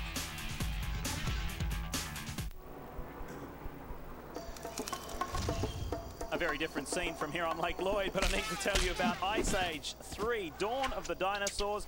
It's the coolest comedy of the summer, and it is called Dawn of the Dinosaurs. It's now playing in theaters everywhere. That woolly mammoth in that show reminded me of you before you shaved, Calvin. I look like you're on a dance floor. We're back, and things are no joke here. It's a little more intense. Alex Gurney just got held up in GT traffic. That bought Max Angelelli a little time. The lead's now blown out to 2 seconds. It's put Gurney back in danger of losing that spot to Ryan Dalziel, and Michael Valiente is still shadowing. Those 4 guys are on their own because it's about a 13-second gap back to Mark Wilkins, Joao Barbosa, Van der Poel, Negri, Romain Dumas, and Scott Speed in the 0-2 is inside the top 10. Alex Gurney just got completely held up by one of the back markers in the GT class. And he was actually within about a half a car length, Calvin. He was right there knocking on the door. He was right there, and Max managed to get around the GT car going into the chicane, and Alex had to wait, and it was a very scary moment. Here we see it. Watch for the 85 there. He gets in between the 2 leaders there, and Gurney gets a little sideways there, trying to get the power down, and loses a bunch of time. That's frustrating because you know he was on a tear trying to catch up, and he's about made that ground up now. But he's got to really worry about Ryan Dalziel, who's not that far behind him now. What does the boss think? Let's hear from Bob Stallings.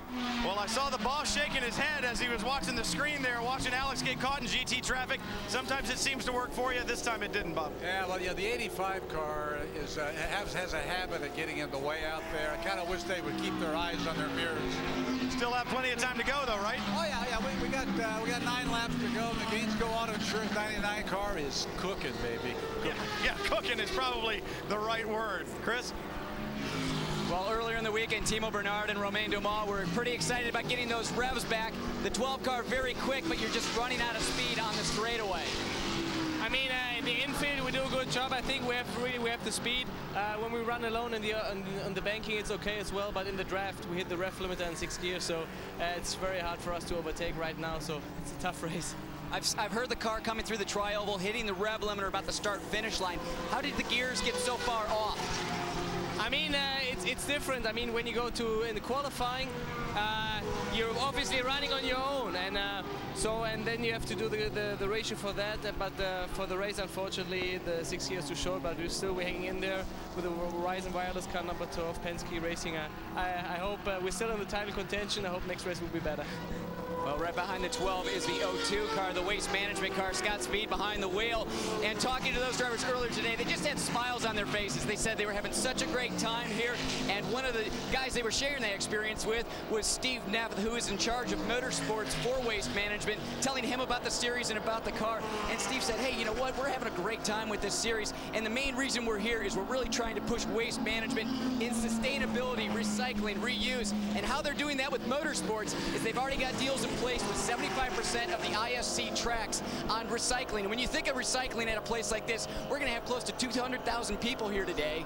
So if those people say maybe have 10 water bottles over the course of the entire day, that's over 2 million water bottles. So definitely a recycling program like that is great for motorsports. And they've enjoyed their experience. Well done, boys. They're on target for a top 10 finish. They may give that position to Scott Pruitt and Memo Rojas, that man there, to get him more championship points.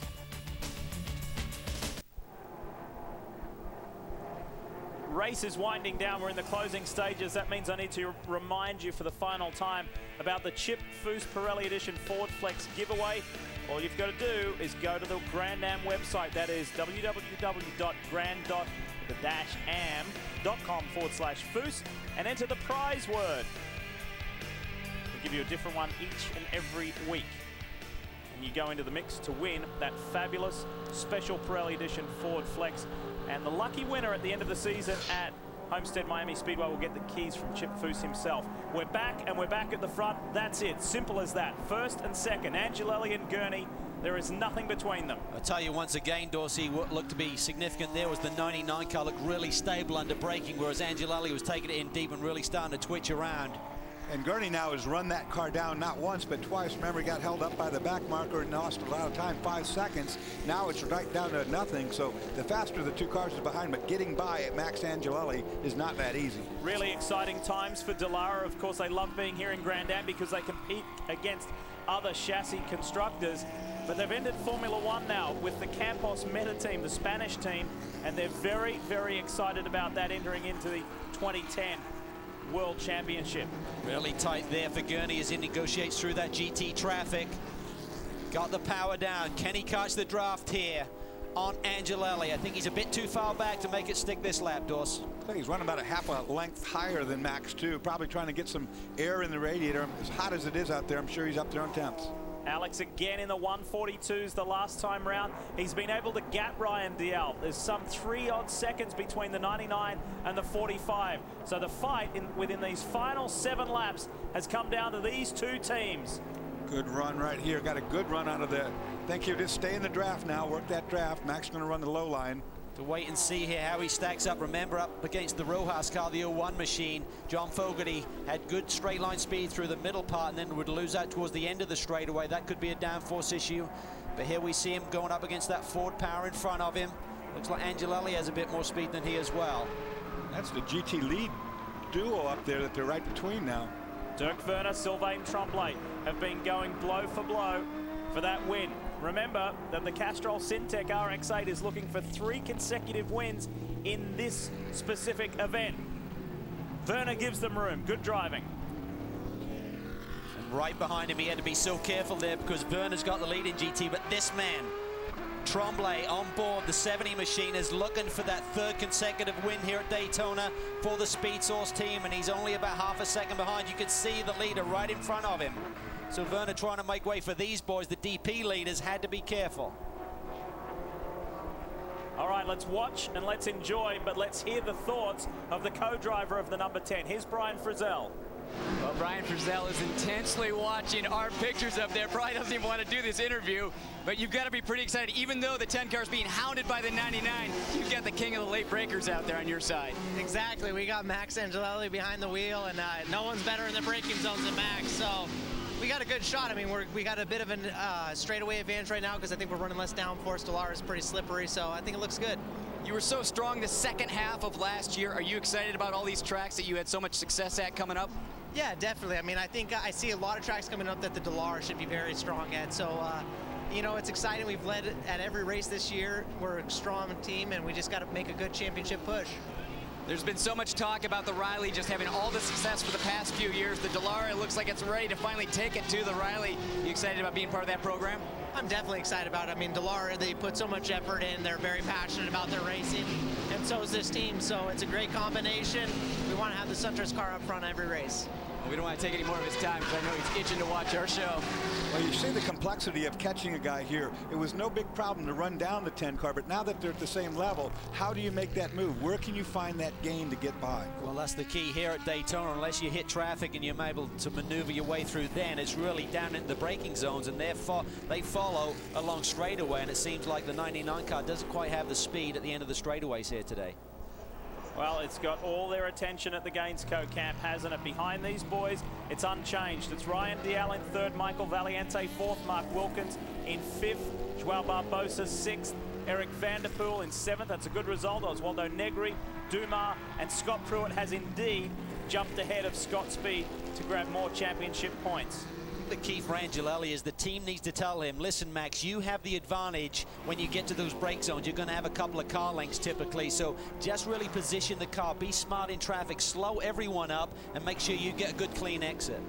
Yeah, if you can break the momentum, it stays pretty much the thing. Now, here's your overall lead in GT in second place. You're riding in second, right up in front, Lee Keen. And the Mazda has more top-end speed, so watch it now as it comes up. I think Lee's going to have to keep it down to the left, make him go the long way around. Dirk Werner, Sylvain Tremblay, the drag race. Down to the bus stop. Sylvain loves this track. They love winning here, but he's not going to get that move done. He gets there. it too deep. Throw it away. Dirk took him all the way in there. Sylvain was going for it, just going a little bit too deep. He's got to recover now, get back in the group. Only 5 laps to go. That was classic. Because of the top speed of the Mazda, he had to slow down at from a higher speed and couldn't do so at the same level the Porsche had. He's got time to catch up, but he's running out of time. So are we. We need to squeeze in another commercial break. The closing laps of the Brumos Porsche 250. Who's it going to be, Angelelli or Gurney? We'll tell you when we come back.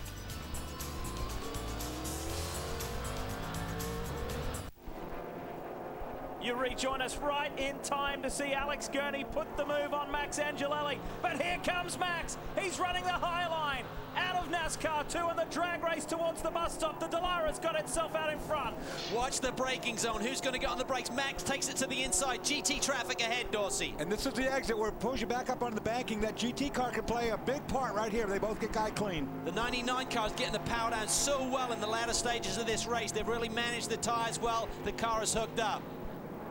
Right here is where the 99 lost the race last year with a sweeping outside move by Scott Pruitt. The 99 is in contention again with 4 to go. It's going to be 3 to go in this time by. Can Angelelli hang on? But the 10 has top end, and that top end's pulling them clear in the brake zones every time, Calvin. So reminiscent of last year. That's exactly what the 01 car had a little bit more straightaway speed in the second half of the straightaway. Oh, and here we go. Angelelli gets really wide off the first hairpin. Gurney tries to get the power down and take advantage. He goes high. Angelelli in defensive mode right now. He'll try to work to the inside, but I don't think there'll be a mistake made off this corner. The gentleman you just saw was Bob Stallings, team owner, team principal of the red car, the 99, the Red Dragon. The man on the left is Wayne Taylor, team principal and owner of the SunTrust Dallara. Think these wins come easy? I don't think so. Stressed.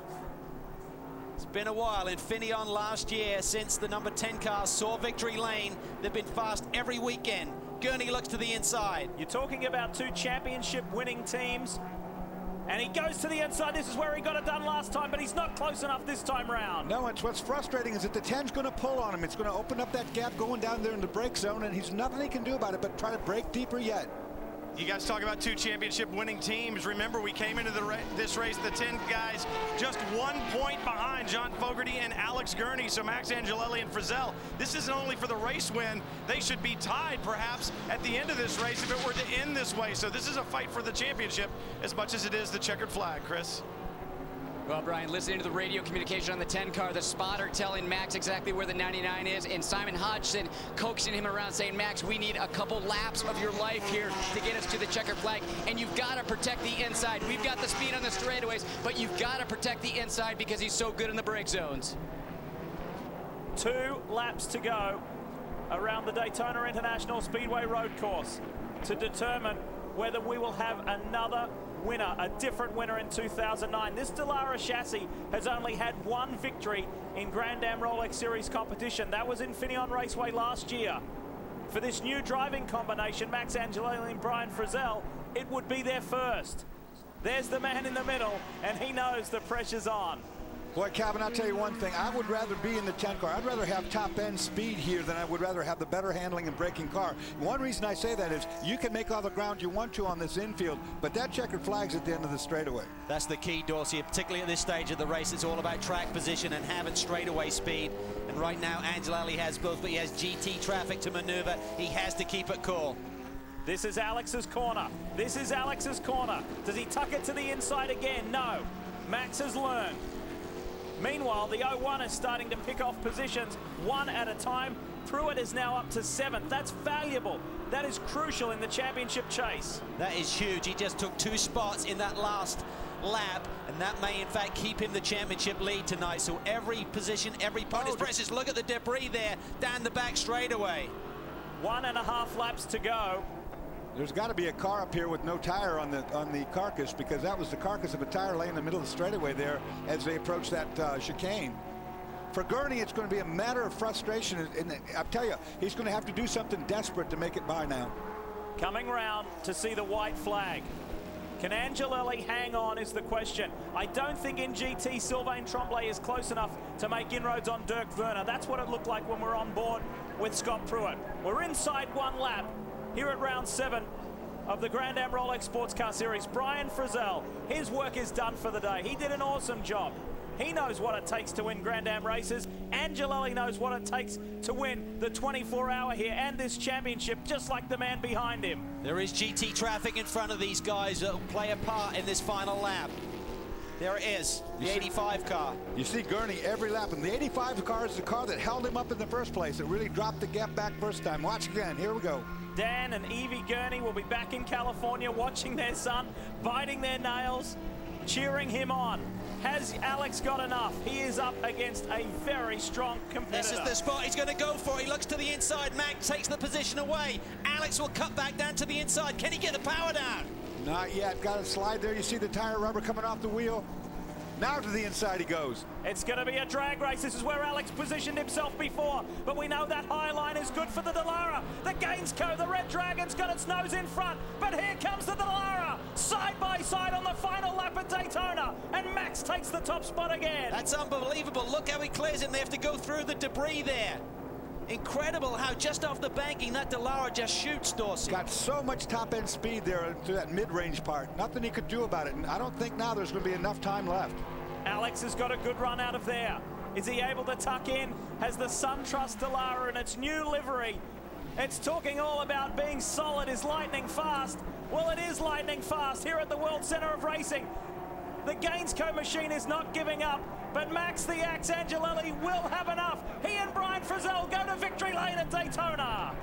A different winner, and Wayne Taylor says, finally.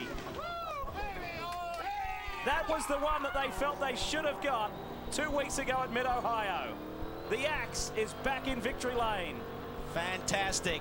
They had that bad break at Ohio. They got a little bit of a break here today. They were in contention, but suddenly the leaders got caught out with pit lane being closed. They'd made their pit stop, gave them the track position that was critical. Let's talk GT because there's still a race going on. How about this? Championship leader Dirk Werner is going to do it again. These boys are unstoppable at the moment. This is going for their 4th class win, their 3rd in succession. Sylvain Tremblay got so close, but it's not going to be.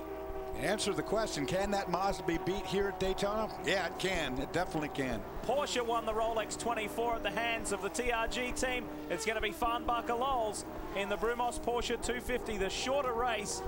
And these guys are the duo, the team to beat in Grand Am GT this year. Dirk Werner, Lee Keen, they get another one.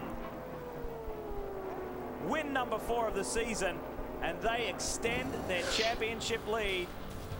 And up front, it's the SunTrust boys doing the partying tonight.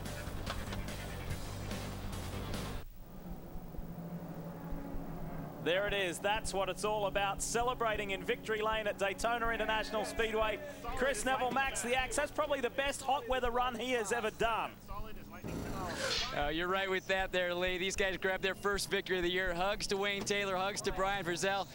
Max, I was listening to you on the radio. The team said, hey, that was your best drive ever. You immediately came back and said, we won this thing because of the pits. We won because of them. We won the race in the pit, and we were solid, sliding fast, you know.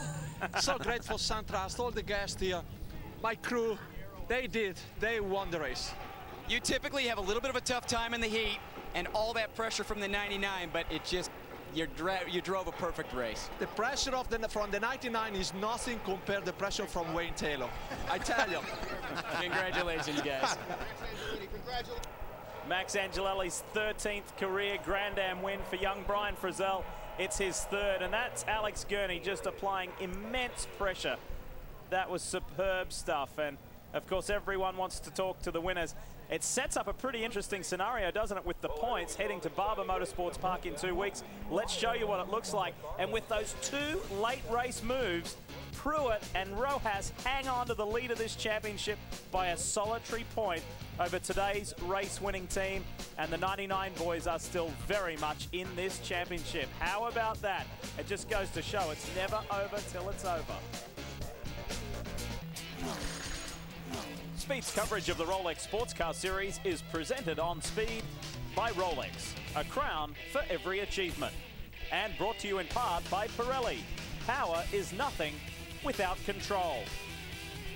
And it's appropriate word, control, because that's exactly what the 87 Farnbacher Lols boys are doing to this GT championship, Brian.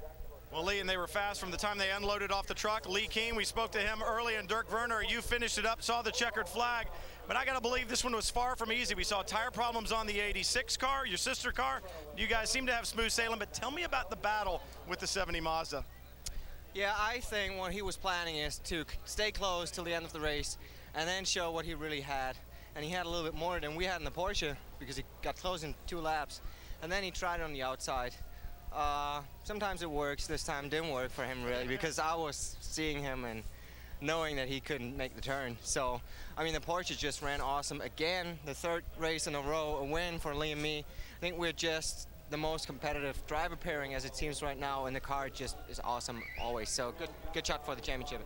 4 wins in the last 5 races, and guys, this is the first time a Porsche has won in Rolex GT competition here in the summer race at Daytona. Lee? Isn't it amazing? It just shows how important it is to gel as a true partnership, doesn't it? Well, Lee Keen has really stepped up to the plate, and he's getting the confidence now, Dorsey, and that's dangerous for the opposition. You're not kidding. That's a really good accomplishment to beat that Mazda here. That says a lot. When they came into this round, they had a 16-point advantage. Look at how it's blown out. It was a tough day for Kelly Collins and Paul Edwards. They just really had to hang in there.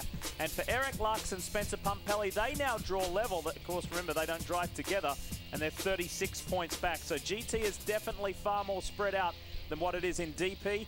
Boys, we're entering the real summer slog. We saw today just a taste of what's to come. No doubt about it. We talk about 1st and 2nd. Let's talk about 3rd and 4th. Ryan DL, Bill Lester, great job. John Pugh, that was an awesome drive. No question for the Shank guys to get that car fixed. Well, we head on to the heat of Barber, and we thought it was hot here today. Wait for Alabama in the middle of July. It's really going to put the pressure on these teams, but what an exciting championship we have on our hands right now. It was a thrill to have Scott Speed and Kyle Busch in Grand Am for the very first time. Incidentally, they finished 10th. They're climbing aboard their Cup cars, getting ready for the Coke 0400. Hope you enjoyed Grand Am live on Speed. We did. We'll see you in 2 weeks. Coming up next, NASCAR Race Day, built by the Home Depot with John and the boys. Stick around, lots more coming up from the World Center of Racing here on Speed.